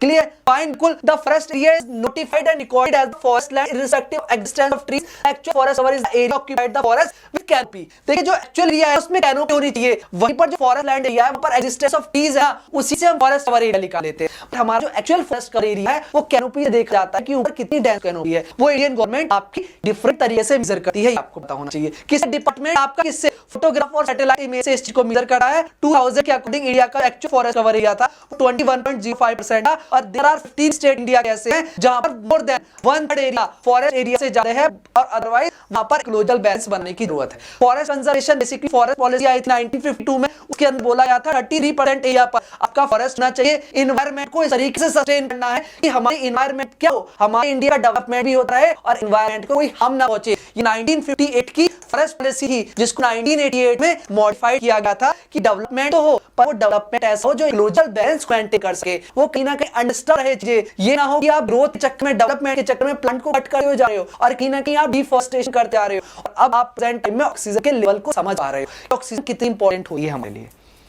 समझ में आ गया? वो चीज आप बाद में समझ पाओ। ठीक है। Conserving the natural heritage of the country with its biological diversity. Natural heritage को कंजर्व करना है, बाकी बायोलॉजिकल डाइवर्सिटी को। चेक सॉइल इरोजन, ये नेशनल पॉलिसी है। सॉइल का इरोजन हो रहा है उसको चेक करना है, प्रोटेक्ट करना है। प्लस आपका ड्रॉट और फ्लड, सूखा पड़ रहा है और किसी एरिया में फ्लडिंग हो रही है, इन चीजों को चेक बैलेंस करके वहां पर एडजस्ट करनी है। वहीं पर फॉरेस्ट कवर एरिया इंक्रीज करना है, एफॉरेस्टेशन ज्यादा करना है, पेड़ ज्यादा लगाने हैं, डिफॉरेस्टेशन कम करना है, ये फॉरेस्ट पॉलिसी के अंदर है। Increase the productivity of forest to make timber fuel fodder and food available for rural population. Rural population है, गांव में लोग हैं, उनको चीजें अवेलेबल करवाना। और ये चीज सारी आप देखिए एनसीईआरटी में बहुत अच्छे लिखी हुई है 11th क्लास की। ठीक है, 11th क्लास की एनसीईआरटी में बहुत अच्छी है। क्लियर है? अब बात करते हैं सॉइल ऑफ इंडिया की। 30 मिनट्स और आपका लास्ट टॉपिक कंप्लीट हो जाएगा सॉइल ऑफ इंडिया और आप कंप्लीट इंडिया ज्योग्राफी कवर कर लोगे आज ही अभी। ठीक है, कितने टोटल सॉइल फटाफट लाइक कर दीजिए 1.5 के। आपका सर क्या हो जाएगा, आपका सॉइल कंप्लीट होते ही इंडिया ज्योग्राफी पूरी कवर हो जाएगी। आज ने क्या क्या कर दिया, पूरे इंडिया के नेबर कर दिया, इंडिया का ओवरव्यू कर दिया, इंडिया के सारे फीचर्स, माउंटेन प्लेटू, आपका नॉर्थ इंडियन प्लेन, आपका पेनिनसुलर प्लेटू के साथ साथ हमने western Ghat, eastern Ghat islands, उसके बाद हमने रिवर्स की, peninsular river, Himalayan river, Narmada, आपकी तापी, गोदावरी, कृष्णा, गंगा, इंडस, ब्रह्मपुत्र, उसके बाद मानसून किया, उसके बाद natural vegetation. Now finally we are moving the topic इसके ऊपर, सॉइल वाले टॉपिक के ऊपर आ रहे हैं हम। सॉइल ऑफ इंडिया के ऊपर हम चीजें स्टार्ट करें। ठीक है, सॉइल ऑफ इंडिया। सर मैं तो लगानी बिल्कुल भी, मुझे तो मजा आ रहा है, सही में मुझे बहुत मजा आ रहा है। आप बोलो मैं इतने आराम से कोई 1-2 टॉपिक और ऐड कर लूं कैसे भाई, ये कुछ और ही पढ़ाएं आप बोल दो बस, मैं तो तैयार हो जाऊंगा पढ़ाने के लिए, आप तैयार हो जाओ बस। लास्ट टॉपिक के साथ देंगे कितने बजे तक, 10:15 या 10:30 मैक्सिमम टू मैक्सिमम। उसके बाद देखते हैं कौन कौन साथ देता है, किसने अभी तक ये पता लगा ना कौन अभी तक से पढ़ गया है, आगे तक भी चीजें साथ अच्छे कंसेप्ट कवर करेंगे।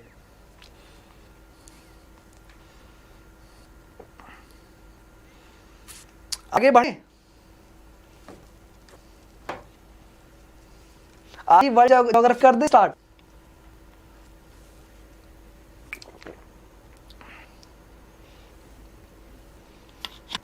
जल्दी से फटाफट 1.5 कर दिए लाइक, पीडीएफ मिल जाएगी, परेशान मत। ठीक है, सॉइल ऑफ इंडिया के बारे में बात कर रहे हैं, सॉइल ऑफ इंडिया के बारे में बात कर रहे हैं। बेसिकली गाइस सॉइल क्या होता है समझ चीजों, सॉइल क्या होते हैं बेसिकली चीजों समझ। What is soil? सॉइल होता है, सॉइल बेसिकली हमारी अपरमोस्ट लेयर है, समझना मेरे पॉइंट को।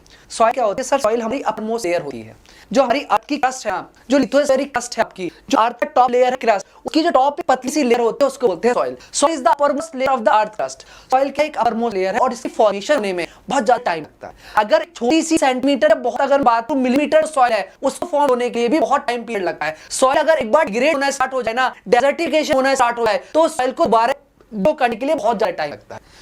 इतनी जल्दी सॉइल का ग्रोथ नहीं होता, इसमें धीरे धीरे करके आपकी सॉइल क्या है, top most layer, okay, and soil is the medium in which plants grow and live on the. अगर सॉइल हमारी एग्जिस्ट नहीं करती तो आज हमारी लाइफ जो प्लांट्स है वो आप प्लांट्स ही नहीं होते, क्योंकि प्लांट्स क्या करते हैं, अपने न्यूट्रिएंट्स जो ग्रोथ है उनकी रूट्स है वो सॉइल के थ्रू तो ग्रो करते हैं। अगर सॉइल ही नहीं होती, प्लांट नहीं होते, प्लांट नहीं होते, लाइफ एग्जिस्ट नहीं करती, क्योंकि प्लांट नहीं होते, ऑक्सीजन नहीं होती, ऑक्सीजन नहीं होती तो ह्यूमन बीइंग कैसे सर्वाइव करते। तो ये सारी चीजें कहां से ली सर, ये सारी चीजें हमें सॉइल से भी, और बहुत सारे फैक्टर हैं सॉइल की कंडीशन और ग्रोथ को इफेक्ट करते हैं। अगर कहीं पर भी सॉइल अच्छी हो रही है या उसमें ज्यादा न्यूट्रिएंट्स है, ये बहुत सारे फैक्टर हैं जिसके ऊपर रोल प्ले करता है। रेनफॉल हो गया, स्लोप हो गया, और उसके बाद टेंपरेचर हो गया, बहुत सारे फैक्टर हैं जो सॉइल की ग्रोथ को इफेक्ट करते हैं। कहीं पर सॉइल बहुत थिक है, कहीं पर थिन है, कहीं पर लीचिंग हो गई, इंपोर्टेंट न्यूट्रिएंट वॉश हो गए, ये बहुत सारे डिफरेंट फैक्टर्स हैं जो सॉइल को इफेक्ट करते हैं, जो सेल को इफेक्ट करे हैं। क्लियर है, ठीक है, okay fine. Various forces of nature such as change in temperature, action of running water, wind, glacier activities, decomposer contribute the formation of soil. बहुत सारे फैक्टर्स हैं, बहुत सारे फैक्टर्स हैं। कौन कौन से? सबसे पहले है टेंपरेचर। जो टेंपरेचर होता है वो सॉइल की ग्रोथ को इफेक्ट करता है, पहला पॉइंट। दूसरा है रनिंग वाटर। अगर वाटर रनिंग होगा तो सॉइल की लीचिंग होगी, सॉइल के जो न्यूट्रिएंट्स होंगे वो वॉश अवे हो जाएंगे। उसके बाद जो ग्लेशियर है वो भी इरोजन करता है एक तरीके से। उसके बाद बेसिकली जो डीकंपोजर्स है वो डीकंपोजर्स क्या करते हैं, सॉइल में जो ऑर्गेनिक होता है, ह्यूमस होता है, उसको कहीं ना कहीं इंक्रीज करते हैं। ह्यूमस क्वांटिटी होती है, ह्यूमस की वैल्यू होती है। समझ आ गया, ठीक है, ओके, क्लियर। हम बात करते हैं, बिल्कुल सी बात है, पैडोजेनेसिस। जो सॉइल का फॉर्मेशन होता है ना, इसे बोलते हैं पैडोजेनेसिस। मतलब जिस प्रोसेस से सॉइल फॉर्म होती है, धीरे धीरे करके सॉइल फॉर्म होती है। रॉक होती है, पैरेंट रॉक होती है, उसका फिर इरोजन होता है, वेदरिंग होती है, फिर आपके सेडिमेंट पोजे होते हैं, अलग जाकर दूसरी जगह मूव करते हैं। इस पूरे प्रोसेस को बोलते हैं पैडोजेनेसिस। जहां पर सॉइल का किस तरीके से फॉर्मेशन या स्टडी सॉइल अगर मैं बात करूं, उसको आप पैडोजेनेसिस बोल सकते हैं। समझ में आ गया, ओके। तो सबसे पहले हम बात करते हैं कि आपके कौन कौन से फैक्टर हैं जो सॉइल के ऊपर डिपेंड करते हैं कि सॉइल किस टाइप की है, ये फैक्टर कौन कौन से। तो सबसे पहले पेरेंट रॉक। सबसे पहले पेरेंट रॉक। पेरेंट रॉक मतलब कि किस टाइप की रॉक है, मतलब अगर आपकी जो सॉइल है, रेड सॉइल, आपकी एलुवियल सॉइल, आपकी ब्लैक सॉइल, ये किस चीज पर डिपेंड करती है, कौन सी इनकी रॉक है। अगर मैं बात करूं ब्लैक सॉइल की, ब्लैक सॉइल का है, ब्लैक सॉइल की जो पेरेंट रॉक है जिससे फॉर्म हुई है वो इग्निशियस रॉक। जो वोल्केनिक इरप्शन हुआ था डेक्कन प्लेटो में, वहां पर वोल्केनिक लावा निकला था, वो लावा सॉलिडिफाई हो गया और उस सॉलिडिफाइड लावा का इरोजन होना स्टार्ट हुआ। उसको इरोजन होने के बाद, डीकंपोज होने के बाद आपकी क्या बनी, आपकी ब्लैक सॉइल बनी। तो इस ब्लैक सॉइल की पेरेंट रॉक क्या, इग्निशियस रॉक है। समझ में आ गया। इसी तरीके से एलुवियल सॉइल है, ये कहां से बनी, जो सेडिमेंट्स माउंटेन से रिवर लेके आई, उन सेडिमेंट्स नीचे डिपॉजिट किया। जो महानदी रिवर है, जो गोदावरी रिवर, वहां पर एलुवियल सॉइल का डेल्टा फॉर्मेशन कर रही है, वहां पर एलुवियल सॉइल है। तो इस तरीके से सबका पेरेंट जो सॉइल है वो डिपेंड करता है। समझ आ गया, क्लियर है। किसको भी कोई डाउट किसी पॉइंट, आप पॉइंट है किस तरीके से है ये समझ में गया। तो बेसिकली पेरेंट रॉक है ना, वो आपका क्या है, rock with soil is formed. जिस रॉक से सॉइल का फॉर्मेशन होता है उसको हम बोलते हैं parent rock. Decomposition disintegration of parent rock is the process of weathering. मतलब पेरेंट रॉक है, उसका डिकंपोजिशन होगा, वेदरिंग होगी, इरोजन होगा, उसके बाद कहीं और जाके डिपॉजिट होगी। इस पूरे प्रोसेस को बोलते हैं weathering. And the characteristics of rock influence the characteristic of soil. जिस टाइप की रॉक होगी उसी टाइप की सॉइल की कैरेक्टरिस्टिक्स भी होगी। जिस टाइप का बाप होंगे, बताया जाता है कि जैसे फादर होगा वही कैरेक्टरिस्टिक्स सन में देखी जाती है। इसी तरीके से पेरेंट रॉक होगी सॉइल की, वो वाली कैरेक्टरिस्टिक कहां पर देखी जाएंगी, आपकी जो रॉक की कैरेक्टरिस्टिक सॉइल्स में देखी जाएंगी। एग्जांपल है लावा रॉक। तो ब्लैक सॉइल है वो बेसिकली कहां से, लावा से बनी है, उसकी कैरेक्टरिस्टिक देखी जाएगी। वहीं जो आयरन ऑक्साइड है वो रेड सॉइल में देख जाएगा, आयरन ऑक्साइड। और आपको पता है इसका जो रेड कलर है वो किस कारण है, क्योंकि इसमें प्रेजेंट हुआ है फेरिक ऑक्साइड, और वही फेरिक ऑक्साइड आयरन का कंटेंट है, वो इस रेड सॉइल को रेड कलर देता है, वो इस रेड सॉइल को रेड कलर देता है। क्लियर है, समझ रहे चीज को। क्या करो 1.5 का एक दो फटफट जल्दी से। ओके, अब बात करते हैं क्लाइमेट के बारे में। क्लाइमेट कैसे, सर क्लाइमेट बहुत ज्यादा इफेक्ट करता है। अगर वहां पर समझना किस तरीके से क्लाइमेट, अगर आपका क्लाइमेट वेट होगा वहां पर ज्यादा रेनफॉल होगी, वेदरिंग जल्दी होगी, टेंपरेचर हाई होगा। टेंपरेचर हाई होने से पूरा वेदरिंग का प्रोसेस चेंज होता है। टेंपरेचर ज्यादा होगा, रेनफॉल होगी, ये वेदरिंग का प्रोसेस ज्यादा रेट होगा, फास्ट होगा, और जितना फास्ट होगा उतनी जल्दी सॉइल फॉर्म होगी। तो वेदरिंग का प्रोसेस भी सॉइल के ऊपर भी इफेक्ट कर रहा है। क्लियर, समझ में आ गया, clear. This soil is most useful. सबसे यूजफुल सॉइल होती है एलुवियल सॉइल। सबसे यूजफुल सॉइल होती है एलुवियल सॉइल, और ये आपकी one of the most fertile soil है पूरे वर्ल्ड में। Alluvial soil is the one of the most fertile soil. समझ में आ गया, सबसे फर्टाइल सॉइल कौन सी होती है, alluvial soil. Okay, clear, fine. Climate दे लिया, अब बात करते हैं स्लोप। आप याद रखना जितना जा रहे हैं, हाँ ठीक है, ओके ओके फाइन। अरे पहले मिल जाती पीडीएफ, आप लोगों को परेशान क्यों रहे हो, ठीक है। तो आइए चीजों को समझिए। अरे नेसेसरी डिस्कशन मत करो, क्लास बंद कर दो यहीं, ठीक है। चीजों को पढ़ लो फटाफट, फटाफट चीजों को पढ़ो जल्दी, ठीक है। फटाफट सबसे पहले टेलीग्राम चैनल ज्वाइन करो सब स्टूडेंट। ज्योग्राफी स्टूडेंट नीचे कमेंट बॉक्स में भी लिखना ज्योग्राफी _5। यहाँ पर आपको नोटिफिकेशन अपडेट और इस लेक्चर की पीडीएफ अभी प्रोवाइड करवा दूंगा, जस्ट खत्म होती है क्लास से, जस्ट क्लास खत्म होती है एकदम प्रोवाइड करवा दूंगा। ठीक है, ओके। अब बात करें स्लोप के बारे में। स्लोप किस तरीके से इफेक्ट करता है। अब स्लोप भी तो आ रही है सब, जो हमारा स्लोप है वो किस तरीके से, अगर आपका प्लेन एरिया है तो प्लेन एरिया पर अगर सॉइल का फॉर्मेशन होगा, यहाँ पर प्लेन हो गया, एक है आपका स्लोप एरिया, यहाँ पर स्लोप एरिया। जितना कम स्लोप होगा वहां पर सॉइल की थिकनेस उतनी ज्यादा होगी, जितना स्टीप स्लोप होगा, जितना स्टीप स्लोप होगा वहां पर इतना ही ज्यादा इरोजन होगा। जैसी रेनफॉल होगी, यहाँ का जो वाटर है, यहाँ के ऊपर जो सॉइल है उसको इरोड कर दिया। याद रखना स्लोप क्या कर रहा है, जितना प्लेन एरिया होगा वहां पर उतनी अच्छी और उतनी ज्यादा सॉइल होगी, उतनी थिक सॉइल होगी। जितना स्टीप स्लोप होगा, जितना माउंटेनियस एरिया होगा और हिली एरिया होगा, वहां पर सॉइल उतनी ही थिन होगी, उतनी ही हल्की होगी, उतनी ही थिन होगी, उतनी ही हल्की होगी। समझ आ गया, उतनी ही थिन होगी, उतनी ही हल्की होगी आपकी सॉइल। Clear, fine. तो याद रखना the nature of relief and slope influence accumulation soil. वहां पर सॉइल कितनी एक्यूमुलेट हो रही है उस चीज पर भी डिपेंड करता है। जितना प्लेन एरिया होगा वहां पर सॉइल उतनी ज्यादा एक्यूमुलेट होगी, जितना स्टीप स्लोप होगा वहां पर सॉइल उतनी ज्यादा वहां पर इरोड होगी, इरोजन होगा आपकी स्लोप से। ठीक है, क्लियर है। That's why mountain have a very thin soil. Mountain के ऊपर बहुत पतली लेयर होती है सॉइल की। Over but the plains have a thick soil cover। और जो प्लेन एरिया होता है उसके ऊपर सॉइल बहुत ज्यादा थिक होती है। फिर बोलता हूँ जो लिखा है ना मैं पहले पढ़ा देता हूँ, बस आपको बताने के लिए पीपीटी करता हूँ। ये सब चीज मैं देखने की जरूरत नहीं है, सब मेरी क्लास में है ना, मुझे कभी पीपीटी देखने की जरूरत नहीं पड़ती, कभी भी। बस पॉइंट पड़ता है कि आपको चीजें समझ में आने लगे। कभी पीपीटी की जरूरत पड़ती है क्लास में कि देख के चीज पढ़ाऊं क्या होगा कैसे होगा, मुझे सब पता है कि कब क्या होगा, कहां पर कैसे चीज होंगी। ये चीज आपको करनी है और यही चीज आप सब सब्जेक्ट में करनी है। ज्योग्राफी में करोगे तो कभी सिलेक्ट नहीं हो पाओगे। 15% सेक्शन, 15% कोर्स की कवरेज है, 15 से 20%। इसमें कहां पर एग्जाम क्लियर करोगे?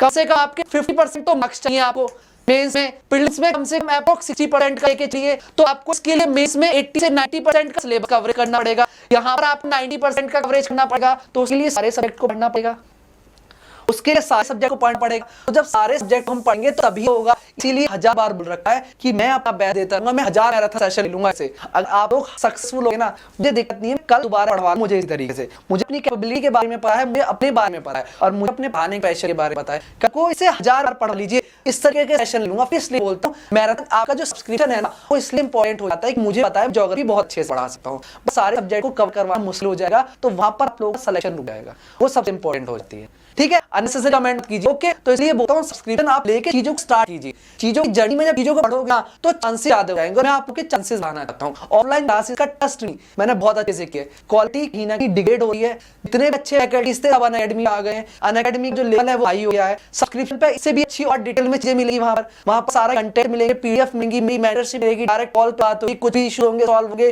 प्रॉपर प्लेलिस्ट के साथ, प्रॉपर कंटेंट के साथ, बुक लिस्ट कैसे पढ़नी है, कोर्स को कैसे स्ट्रक्चर करना है, कौन सी नहीं पढ़नी, बस यही चीज का एक सॉल्यूशन है। कैपिटल A10 और सब्सक्रिप्शन लेके अपनी चीजों को स्टार्ट कर दिए, वहां पे कवर जाएंगे। ठीक है,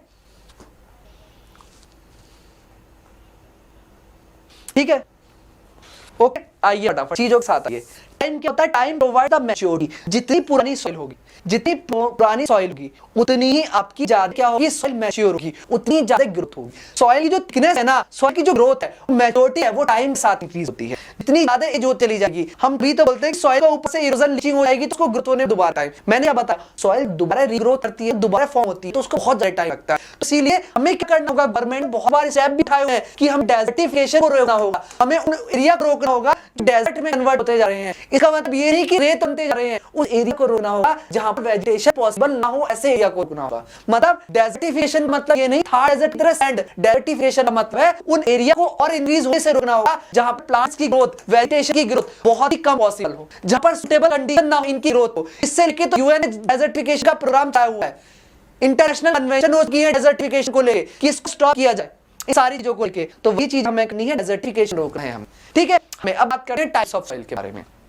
कि जो हमारी सॉइल्स हैं कितने टाइप की हैं। तो गाइस हमारी सॉइल्स अलग-अलग टाइप की होती हैं। बेसिकली हमारी जो सॉइल्स हैं वो अलग-अलग टाइप की होती हैं। बेसिकली फॉरेस्ट सॉइल है, एलुवियल सॉइल है, लैटाइट सॉइल है, माउंटेन सॉइल है, एलुवियल सॉइल के साथ-साथ ब्लैक सॉइल है, रेड सॉइल है और येलो सॉइल भी है। और बोलोगे येलो रेड में डिफरेंस है क्या? मैं आगे बताऊंगा। जब रेड का हाइड्रेट फॉर्म होता है तो येलो सॉइल में कन्वर्ट हो जाती है। आगे आके पढ़ने वाले तो आगे आके पढ़ने वाले हैं, समझ आ गए? 20 मिनट का टॉप और बताया, 20 मिनट। ठीक है, 20 मिनट्स में करो जाएगा पूरा। ओके, 11:30 तक हम कंप्लीट करेंगे पूरे सेशन को। ठीक, 11:30 तक हम पूरे सेशन को कंप्लीट करेंगे।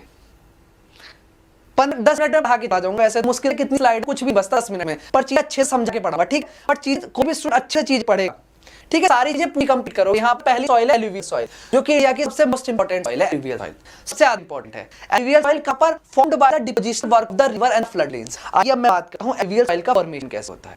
एलुवियल सॉइल है, यहाँ पर इसका फॉर्म कैसे होता है। देख, एलुवियल सॉइल का जो फॉर्मेशन होता है वो तब बनता है, यहाँ पर आपको मैंने बताया था जब मैंने क्या पढ़ाया था आपको, अभी मैंने इसी लेक्चर में स्टार्टिंग में क्या पढ़ाया, इंडिया के नन प्लेस पढ़ाए थे किस स्टूडेंट ने किया था चीजें, नन प्लेस पढ़ाए थे, बांगर, खादर और ट्राई रीजन। एक बार फटाफट जल्दी से रीजन कराता हूं। जब हमारे माउंटेन का फॉर्मेशन हो रहा था तो यहाँ पर जियोसिंक्लाइन बन गया था, जियोसिंक्लाइन बन गए थे और माउंटेन से ऊपर से रिवर आ रही थी, माउंटेन से ऊपर रिवर्स आ रही थी और वो रिवर्स अपने साथ सेडिमेंट लेके आ रही थी, वो रिवर्स अपने साथ सेडिमेंट्स लेके आ रही थी और वो सेडिमेंट्स यहाँ पर डिपॉजिट हो गए थे, वो सेडिमेंट्स यहाँ पर डिपॉजिट हो गए थे और जो सेडिमेंट्स यहाँ पर डिपॉजिट हो गए थे वो आपका जियोसिंक्लाइन है उसको फिलअप कर दिया था पूरा, जियोसिंक्लाइन को फिलअप कर दिया था और यहाँ पर हमारा फॉर्म हो गया नॉर्थ इंडियन प्लेन। और बेसिकली यहाँ पर किस टाइप की सॉइल है, जो पूरा इंडो गंगेटिक प्लेन है, ये जो पूरा इंडो गंगेटिक प्लेन है यहाँ पर आपकी मिलेगी एलुवियल सॉइल और पूरे वर्ल्ड का लार्जेस्ट ट्रैक है सिंगल एलुवियल सॉइल का। पूरे वर्ल्ड में जो एलुवियल सॉइल है सतलज रिवर से लेके गंगा रिवर तक का ये लार्जेस्ट ट्रैक है, एक लार्जेस्ट सिंगल एरिया जहां पर एलुवियल सॉइल आपको बेसिकली मिलती है। ठीक है, समझ में आ गया एलुवियल सॉइल के बारे में। अब आगे चलिए क्या हुआ एलुवियल सॉइल। ये एलुवियल सॉइल के अलग अलग फॉर्म है। नंबर 1 अगर मैं बात करूं भाबर, नंबर 2 है तराई, नंबर 3 है बांगर और नंबर 4 है खादर। इसके बारे में एक बार फटाफट जल्दी से पढ़ लेते हैं क्या होता है। देखिए जल्दी से पढ़ लेते हैं एक बार क्या होता है। यहाँ पर क्या हुआ, ये रिवर आ रही है माउंटेन से, ये रिवर आ रही है माउंटेन से, तो अपने साथ साथ बड़े बड़े बोल्डर्स, स्टोन्स, पेबल्स और ये सब रॉक के मटेरियल्स को लेके आएंगी। और शिवालिक है ये वाला है हिमाद्री, ये है मिडिल हिमालय, ये है शिवालिक। तो यहाँ से जो रिवर आएंगी वो शिवालिक के फुटहिल्स पर इन बोल्डर, स्टोन और इन पेबल्स को डिपॉजिट करेंगी। यहाँ पर इनको यहाँ पर डिपॉजिट करना स्टार्ट करेंगी। क्लियर है, यहाँ पर इनको डिपॉजिट करना स्टार्ट कर दी इन बोल्डर्स एंड पेबल्स को, सारी को जो आपकी रिवर्स आ रही है ऊपर से। ये रिवर जो आ रही है ऊपर से, यहाँ से क्लियर, रिवर क्या करेगी ऊपर से आ रही है। अभी रिवर क्या करेगी, यहाँ पर जब ऊपर से आएगी तो इस वाले एरिया को बोलेंगे भाबर रीजन। भाबर रीजन जहाँ पर शिवालिक के फुटहिल्स पर ये स्टोन डिपॉजिट हो गए हैं, बोल्डर डिपॉजिट हुए हैं, बड़े बड़े पत्थर। अब रिवर जो ऊपर से आ रही थी वो इसे नीचे से ट्रेवल करेगी, उसके नीचे की तरफ ट्रेवल करेगी और बॉर्डर से के नीचे की ट्रेवल करेगी। अगर बात करूं जो आपकी रिवर है उसके नीचे से ट्रेवल करेगी और यहाँ पर रिवर क्या हो जाएगी, डिसअपियर हो जाएगी। यहाँ पर रिवर क्या हो जाएगी, डिसअपियर हो जाएगी। जहाँ पर रिवर डिसअपियर होती है, समझ जल्दी फटाफट बताऊं, जहां पर रिवर डिसअपियर होती है वहां पर भाबर रीजन है। उसके बाद यही रिवर दोबारा रीमर्ज हो जाएगी, दोबारा रीमर्ज हो जाएगी और जिस एरिया में रीमर्ज होती है उसको बोलते हैं तराई रीजन, मार्सी और स्वैम्पी एरिया, मार्सी और स्वैम्पी एरिया, दलदली एरिया, मार्सी और स्वैम्पी एरिया। क्लियर है, मार्सी और स्वैम्पी एरिया। उसके बाद आगे आके रिवर फ्लो कर रही है, आगे जाके जब रिवर फ्लो कर रही है तो उसके बाद क्या करेगी, अपनी बैंक पर सेडिमेंट को डिपॉजिट करेगी, यहाँ पर सेडिमेंट डिपॉजिट करेगी इस तरीके से। अब क्या होगा, ये सेडिमेंट डिपॉजिट करने के बाद और सेडिमेंट लेके आएगी और ये वाला जो सेडिमेंट है, ये वाले सेडिमेंट्स हैं, ये पीछे की तरफ आ जाएंगे यहाँ पर और इस वाले पोर्शन में नए सेडिमेंट डिपॉजिट हो जाएंगे। तो जहां पर नए सेडिमेंट डिपॉजिट होंगे इस वाले एरिया को बोलेंगे न्यू एलुवियल सॉइल। क्या बोलेंगे guys, new alluvial soil, new alluvial soil. ठीक है, और क्या बोलेंगे इसको, खादर। इसको क्या बोलेंगे, खादर। जो खादर वाले रीजन है वो आपके जो बैंक है उसके पास वाले एरिया है, इसको बोलेंगे खादर। समझ में आ गया, ओके समझ में आ गया, ओके फाइन। तो ये हो गया खादर, इसको क्या बोलते हैं, न्यू एलुवियल सॉइल। इसी के बाद में पीछे वाला रीजन है जहां पर ये पीछे की तरफ चली गई, इस वाले रीजन को बोलते हैं बांगर, इस बोलते हैं बांगर। और इसको क्या बोलेंगे, ओल्ड एलुवियल सॉइल, क्योंकि पीछे की तरफ चली गई, ये रिवर बाद में क्या किया था, पहले बनाई थी बट शिफ्ट होकर इधर आई और इधर पीछे की तरफ, तो इसको बोलेंगे बांगर रीजन, इसको बोलेंगे बांगर रीजन। तो ये हो गया आपके रिवर के बिल्कुल साइड में फ्लड प्लेस के, इसको बोलेंगे न्यू एलुवियल सॉइल और खादर। उससे बगल में है आप दूर वो है बांगर और यहाँ पर तराई में रिवर दोबारा रिवर जो है भाबर वाली एरिया में रिवर डिसअपियर हो जाती है। क्लियर होगा, ये रहा इंडिया का एरिया। इंडिया में जहां जहां एलुवियल सॉइल होती है, याद रखना एलुवियल सॉइल आपका यहाँ पर ही मिलेगी, गुजरात वाले एरिया में, कुछ एरिया राजस्थान में मिलेगी, प्लस पंजाब हरियाणा वाला एरिया है, प्लस आपका पंजाब हरियाणा के साथ दिल्ली वाला एरिया है, प्लस आपका यूपी बिहार वाला एरिया है, प्लस असम वाला वेस्ट बंगाल वाला एरिया में भी है। उसके साथ साथ जो आपका वेस्टर्न कोस्टल एरिया है यहाँ पर रिवर डेल्टा बना रही है, कावेरी रिवर बना रही है, यहाँ पर कृष्णा रिवर बना रही है, महानदी रिवर बना रही है, वो सॉरी गोदावरी बना रही है और महानदी बना रही है। तो जहां पर डेल्टा फॉर्मेशन होगा वहां पर सेडिमेंट्स लेके आएंगी रिवर और आपके कोस्टल एरियाज पर भी आपकी रिवर्स क्या बनाएंगी, वहां पर भी आपके एलुवियल सॉइल डिपॉजिट होंगे, वहां पर भी एलुवियल सॉइल डिपॉजिट होंगे। समझ में आ गया, एलुवियल सॉइल डिपॉजिट होंगे। अब बात करते हैं सेकंड टाइप की सॉइल जो है ब्लैक सॉइल। सेकंड टाइप की सॉइल है, इसको बोलते हैं ब्लैक सॉइल। क्या बोलते हैं, ब्लैक सॉइल। क्लियर है, कौन सी सॉइल बोलते हैं, ब्लैक सॉइल। मुश्किल से 15 मिनट का टॉपिक हो रहा है, पक्का 15 मिनट में खत्म हो जाएगा। ठीक है, 15-20 मिनट में बिल्कुल कंप्लीट हो जाएगा। ये एक बार रिवीजन कर लोगे, अच्छे से पढ़ोगे, सॉइल तो बहुत इंपॉर्टेंट टॉपिक है, यहाँ से क्वेश्चन डायरेक्ट बनते हैं, इसलिए मैं बोल रहा हूँ। ठीक है, जल्दी से 15-20 मिनट दे दिए।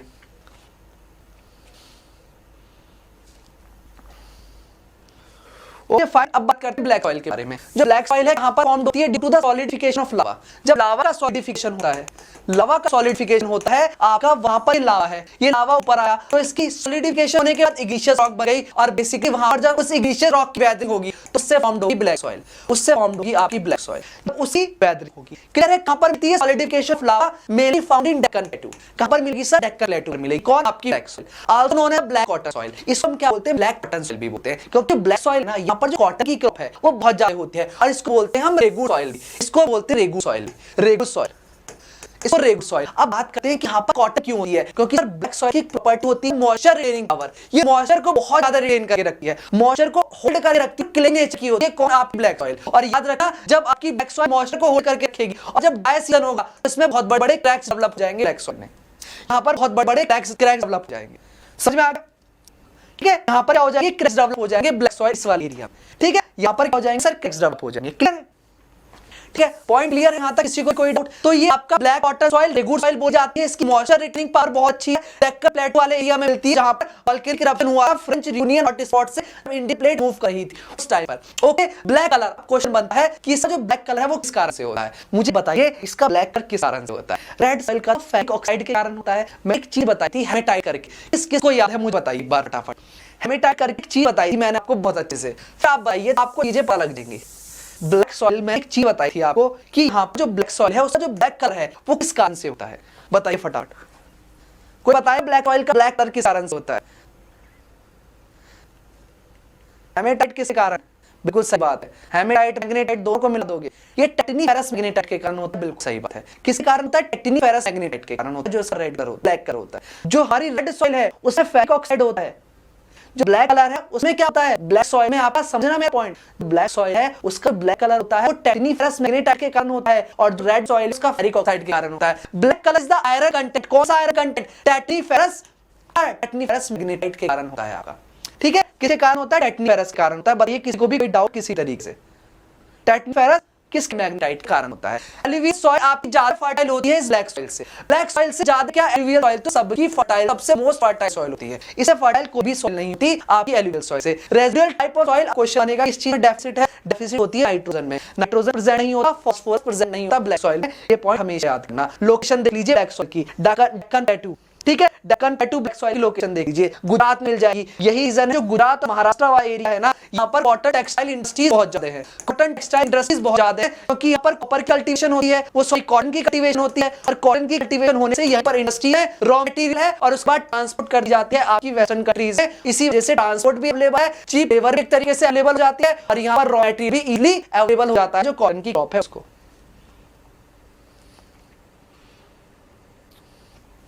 ठीक है, समझ में आ गया?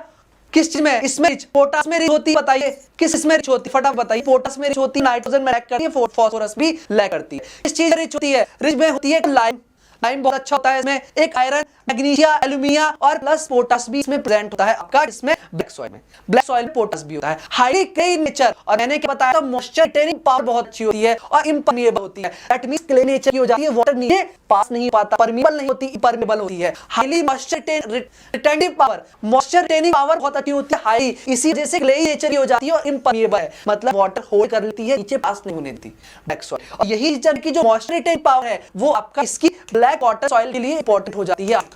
ओके, और यहाँ पर इसमें क्रैक्स हो जाते हैं। Flood in dry season and evaporation cracks develop for a better seed penetration.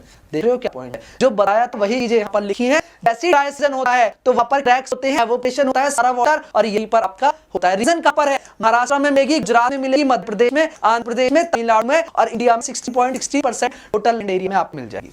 अब बात करते हैं रेड सॉइल की। रेड सॉइल की, रेड सॉइल किसे बनती है? रेड सॉइल बनती है जब वेदरिंग होती है इग्निशियस और मेटामॉर्फिक रॉक की। जब इग्निशियस क्रिस्टलाइन रॉक की और मेटामॉर्फिक रॉक की वेदरिंग होती है तो तब आपका क्या चीजें होती हैं? 90% मुश्किल से 5% डाटा और कंज्यूम होगा, सारी चीज बस कंप्लीट हो गया। 15 मिनट नहीं बसी पूरी, 15 मिनट का लेक्चर और बस है, फिर कंप्लीट होने वाली है हमारी क्लास। क्यों परेशान हो गए बबुआ? जल्दी, बहुत जल्दी कंप्लीट करेंगे।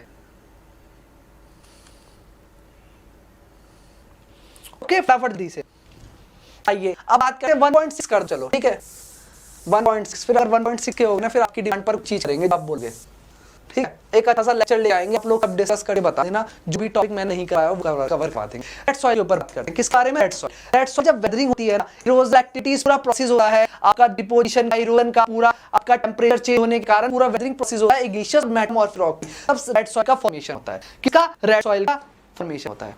क्लियर है? आपका रेड सॉइल का फॉर्मेशन हो रहा है। ठीक है, क्लियर? आपका less fertile than alluvial and black soil. Black soil और एलुवियल सॉइल के कंपेयर में लेस फर्टाइल होती है, ये पॉइंट रखना। और सर इसका जो रेडिश कलर होता है ना, ये आपका फेरस ऑक्साइड और फेरिक ऑक्साइड के कारण होता है। किस कारण होता है? फेरिक ऑक्साइड के कारण होता है इसका जो बेसिकली रेड कलर होता है। And less water retentive capacity. Red soil में वाटर को रिटेंशन करने की कैपेसिटी कम होती है, जो ब्लैक सॉइल में बहुत ज्यादा होती थी। ठीक है, लुक येलो, और यही सॉइल येलो हो जाती है, स्टार्ट में बताया था, जब हाइड्रेट हो जाती है, वाटर का लॉस हो जाता है, तो ये येलो कलर में चेंज हो जाती है और बन जाती है येलो सॉइल। तो क्वेश्चन बनेगा कौन येलो सॉइल बनती है, किस तरीके से? तो आप चीज बताना।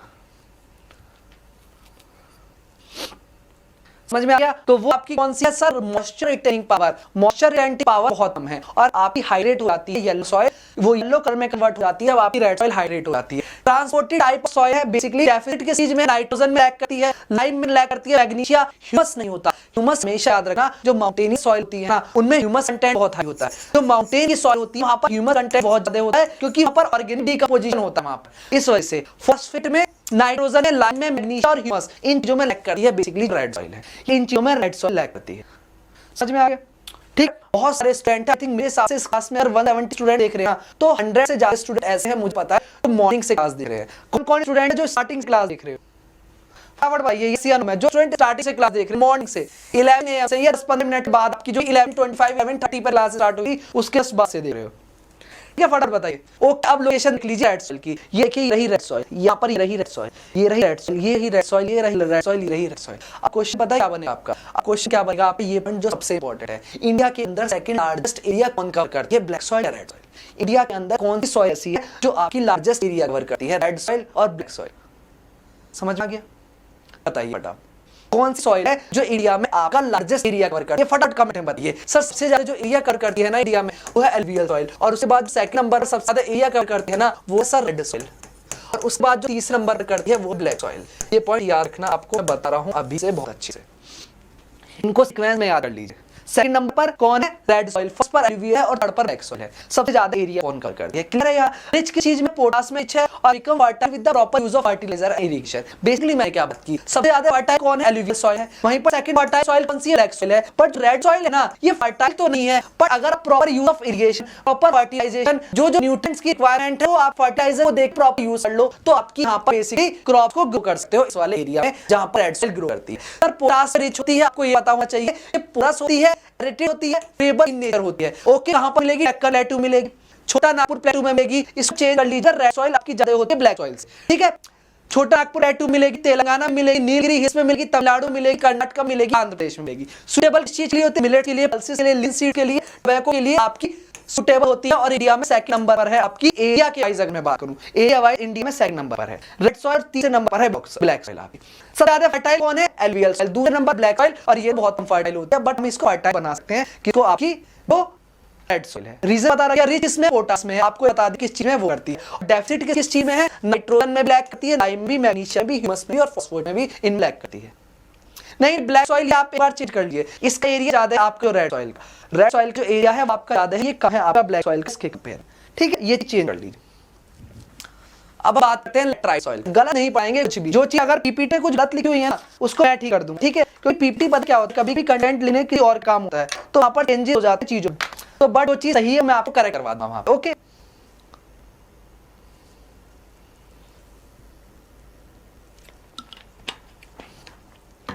हम बात करते हैं तीसरी सॉइल जो है लेटराइट सॉइल। कौन सी? Laterite soil.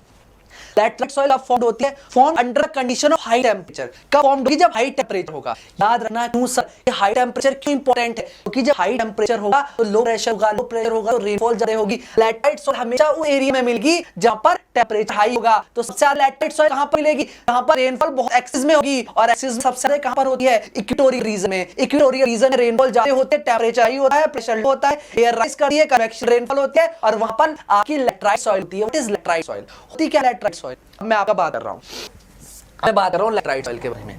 लेटराइट सॉइल के बारे में हाँ सुनिए। लेटराइट सॉइल, आपकी लेटराइट सॉइल क्या होता है? ऊपर हमारी सॉइल के न्यूट्रिएंट होते हैं, इस तरीके से न्यूट्रिएंट होते हैं। यहाँ पर क्या है? सॉइल के ऊपर न्यूट्रिएंट्स आपके न्यूट्रिएंट है आपके सॉइल के ऊपर, यहाँ पर हैवी रेनफॉल हुई ऊपर से, अब क्या होगा, ये न्यूट्रिएंट्स है ना ऊपर से सॉइल के ऊपर, वो सारे इंपॉर्टेंट न्यूट्रिएंट्स वॉश अवे हो जाएंगे, इंपॉर्टेंट न्यूट्रिएंट्स हो जाते हैं वॉश अवे हो जाते हैं, और ये सॉइल है ना की फर्टिलिटी डिक्रीज हो जाती है। बिल्कुल याद रखना, जो आपके आप बोलोगे सर अभी आप बोल रहे हो कि लेटराइट सॉइल ना इसके सारे न्यूट्रिएंट्स क्या हो जाते हैं, वॉश अवे हो जाते हैं, तो दैट मींस ये एग्रीकल्चर के लिए अच्छी नहीं है। तो यहाँ पर सर आपका जो इक्वेटोरियल एरिया है, यहाँ पर तो एवरग्रीन फॉरेस्ट इतने होते हैं, एक्सेस रेनफॉल होते हैं, यहाँ पर एवरग्रीन फॉरेस्ट तो होते हैं, बट यहाँ पर एग्रीकल्चर के लिए ये वाला एरिया इतना फर्टाइल नहीं होगा। याद रखना, फॉरेस्ट ग्रो कर सकते हैं बट एग्रीकल्चर के लिए क्रॉप्स होते हैं ना, उनको कुछ न्यूट्रिएंट्स चाहिए होते हैं, वो न्यूट्रिएंट्स आपके नहीं मिलते। इसलिए आपने देखा होगा कि जो इंडिया है वहां पर कहीं पर आपकी क्या हो रही है, वाटर कहीं पर हो रहा है, शुगर केन किस एरिया में हो रहा है, मिलेट कहीं हो रहे हैं, पल्सेस कहीं हो रही हैं, उसके बाद आपका जो व्हीट है कहीं और हो रहा है, राइस कहीं और हो रहा है, क्योंकि हर एक क्रॉप को अलग अलग न्यूट्रिएंट्स चाहिए, उस एरिया में ग्रो करेंगी। और आपका जो इक्वेटोरियल वाला एरिया है, यहाँ पर लीचिंग बहुत ज्यादा होती है, आपकी वॉश अवे होने से इंपॉर्टेंट न्यूट्रिएंट है वो इसके साथ वॉश अवे हो जाते हैं। यहाँ पर फॉरेस्ट तो बहुत ज्यादा मिल जाएंगे बट क्रॉप के लिए सूटेबल नहीं है, बट क्रॉप के लिए सूटेबल नहीं है। समझ में आ गया, क्रॉप के लिए सूटेबल नहीं है, ये पॉइंट याद रखना।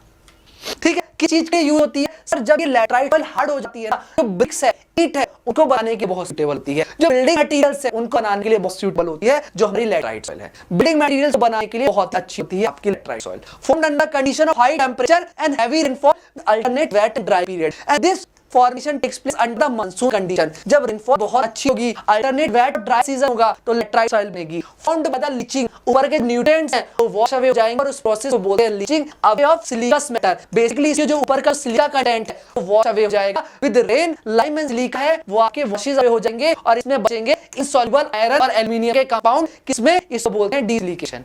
सिलिका और लाइम के जो कंटेंट है लैटराइट सॉइल के ऊपर वॉश अवे हो जाएंगे, और की फर्टिलिटी बिल्कुल इंक्रीज हो जाएगी, इसकी फर्टिलिटी बिल्कुल डिक्रीज जाएगी। बट किसी को भी कोई डाउट, क्या हुआ सर, इसकी फर्टिलिटी डिक्रीज हो गई। Humus content of soil is fast removed by bacteria. Basically इसका ह्यूमस कंटेंट होता है वो fastly removed by bacteria thrive by high temperature. यहां पर हाई टेंपरेचर में आपका ह्यूमस कंटेंट होता है सॉइल का, वो भी रिमूव हो जाता है। Residual type of soil formed by the leaching in area of heavy rainfall, उस एरिया में होगी रेजिडुअल टाइप की रेनफॉल है जहां पर हैवी रेनफॉल होते हैं। अब आप देखिए लीची कहां होगी। अब लैटराइट सॉइल देखिए, एक बार लैटराइट सॉइल को एक बार रियलाइज कीजिए और समझने की कोशिश कीजिए।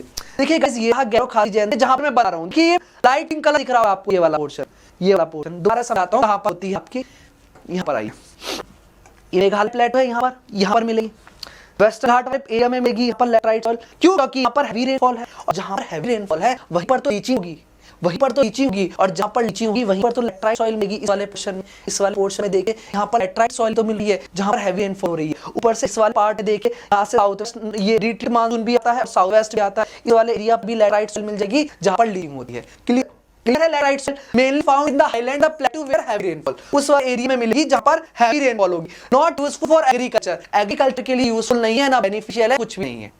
बट पॉइंट इज दैट कि जो प्लांटेशन क्रॉप है, टी, रबड़, कॉफी, बेसिकली कैश्यूज, इनके लिए बहुत इंपॉर्टेंट है, और बिल्डिंग मटेरियल्स के लिए यूज होती है, ब्रिक मेकिंग होती है, ईंट बनाते हैं, और कंस्ट्रक्शन वर्क में ये बहुत ज्यादा यूज होती है आपकी लैटराइट सॉइल है। ठीक है, पुअर किस चीज में होती है, लाइम में होती है, सिलिका वॉश हो जाता है, लाइम वॉश हो जाता है, नाइट्रोजन में पुअर होती है, मैग्नीशियम में पुअर होती है, ह्यूमस कंटेंट में, वहीं पर आपके आयरन और प्लस एल्यूमिनियम, ये आपका बेसिकली रिमेन बचता है जब डिसिलिकेशन हो जाता है आपका लैटराइट सॉइल में। यहाँ पर मुश्किल से 10 मिनट्स, पक्का 10 मिनट्स का टॉपिक बचता है, उसके बाद हमारा सेशन खत्म है। 10 मिनट आपका साथ हमारा टॉपिक कंप्लीट।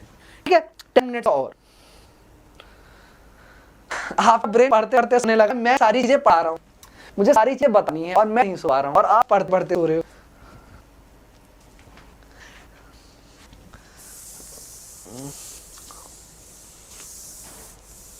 ठीक है, ओके। खान सर के बारे में क्या बने, सबके अपने अपने कंटेंट है, अपने अपने पॉइंट हैं। अब उनका जो स्टेटमेंट है, देखिए मुझे तो लगता नहीं है सच कुछ गलत था, चीजें हो भी सकती है, अलग अलग पॉइंट व्यू है, तो मुझे अभी भी लगता है कि एजुकेशन पॉइंट पर वो ऐसा कुछ कंटेंट इतना इंपॉर्टेंट नहीं था कि उसको बहुत बड़ा इशू बना लिया जाए। मेन एजुकेशन होती है, पर पॉइंट आपकी सबके अलग अलग कंसेप्ट है, सबके अलग अलग पॉइंट है, सबके अलग अलग व्यूज है, उसमें अपना कोई व्यूज नहीं दे सकता। अब पर कोई भी इशू एजुकेशन से बना नहीं सकता। मुझे लगता है कि काफी अच्छा वर्क कर रहे हैं। अगर मैं बात करूँ तो सारी चीज अलग अलग है, तो किसी बारे में कुछ बोलना नहीं चाहता, सबका अलग अलग पॉइंट है, किसी को हम कुछ भी नहीं बोल सकते। ठीक है, सबका अलग पॉइंट है, सबकी अलग थिंकिंग है, किसी के लिए पॉजिटिव है, किसी के लिए नेगेटिव है, सबका अलग पॉइंट है। ठीक है, किसी के सही है, किसी के लिए गलत है। ठीक है, मैं इसलिए कोई जस्टिफिकेशन नहीं देना चाहता, जिसको सही लगे वो सही मान, जिसको गलत लगे वो गलत मान। पूरा किस चीज में, लाइम में है, नाइट्रोजन में है, मैग्नीशियम में, ह्यूमस में है, किस चीज में, आयरन और इसमें। रीजन कहां मिलेंगे, यहाँ पर लीचिंग बहुत होगी, यहाँ पर लीचिंग बहुत होगी। ठीक है, ओके, यहाँ पर लीचिंग बहुत होगी, यहाँ पर मेघालय में, कर्नाटक में, केरला में, तमिलनाडु में, वहीं पर hill area of Assam, Rajmahal hills और छोटा नागपुर प्लेटू, इन एरिया में बेसिकली बहुत ज्यादा है।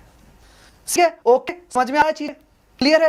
किसी को कोई डाउट? वहीं जो टोटल है 7.2% ऑफ एरिया में होता है, यहाँ पर देगा छोटा नागपुर प्लेटू, राजमहल हिल्स, यहाँ पर रेनफॉल अच्छी होती है, आसाम वाले एरिया में, प्लस तमिलनाडु वाले, केरला, मालाबार, कर्नाटका, वहीं पर मेघालय बहुत हैवी रेनफॉल होती है, इन वाले एरिया में मिलते हैं। समझ आ गया? Okay fine. वहीं पर हम बात करते हैं सलीन और अल्कलाइन सॉइल के बारे में। ये वो सॉइल होती है जो एरिड और सेमी एरिड एरिया में होती हैं। ये उस एरिया में मिलते हैं जहां पर एरिड और सेमी एरिड एरिया, जहां पर सूखा होता है या वाटर की लॉगिंग हो जाती है, वाटर एक जगह कलेक्ट हो जाता है, जहां पर वाटर की लॉगिंग और वाटर की क्या चीज होती है। समझ में गया? समझ रहा पॉइंट? बेसिकली अगर मैं बात करूं, जो आपका सलीन और एल्कालाइन सॉइल है वो कहां पर फाउंड होती है? Arid semi arid area condition में, जहां पर वाटर की लॉगिंग हो जाती है। और यहां पर आपकी सलीन और एल्कालाइन सॉइल में क्या होता है? वाटर एक जगह डिपॉजिट हो जाता है, वहां पर उसमें सॉइल का कंटेंट है वो बहुत ज्यादा हाई होता है, क्योंकि ड्राई क्लाइमेट होता है। किस एरिया में मिलेगी? एल्कालाइन और सलीन सॉइल में मिलेगी सैलाइन, वो आपका सैलाइन और एल्कालाइन सॉइल उस एरिया में मिलेगी जहां पर ड्राई एरिया बहुत ज्यादा होगा। ड्राई एरिया होगा तो क्या होगा कि सॉइल है ना, इसका जो वाटर होगा वो एवोपरेट हो जाएगा। एवोपरेट होने से क्या होगा कि यहाँ पर सॉइल कंटेंट इंक्रीज हो जाएगा, या पुअर ड्रेनेज सिस्टम हो, आपका वाटर लॉगिंग हो गया, वाटर एक जगह इकट्ठा हो गया, वाटर एक जगह इकट्ठा हो गया, वहां पर आपका बेसिकली होगी सैलाइन और alkaline soil. Highly saline due to dry climate, सूखा करने के कारण एवोपरेशन ज्यादा जाएगा। हमेशा देखना वहां मिलेगी जहां पर एवोपरेशन एक्सीड कर जाएगा और जो प्रेसिपिटेशन है वो कम होगी। ठीक है, poor drainage and high evaporation. Evaporation जहां पर हाई होगी वहां पर होगी सैलाइन और एल्कलाइन सॉइल। ठीक, सैलाइन और एल्कलाइन सॉइल इनफर्टाइल होती है, does not support vegetative growth, पर कुछ होती है जवार, बाजरा, रेजिस्टेंट क्रॉप होती है, वो इस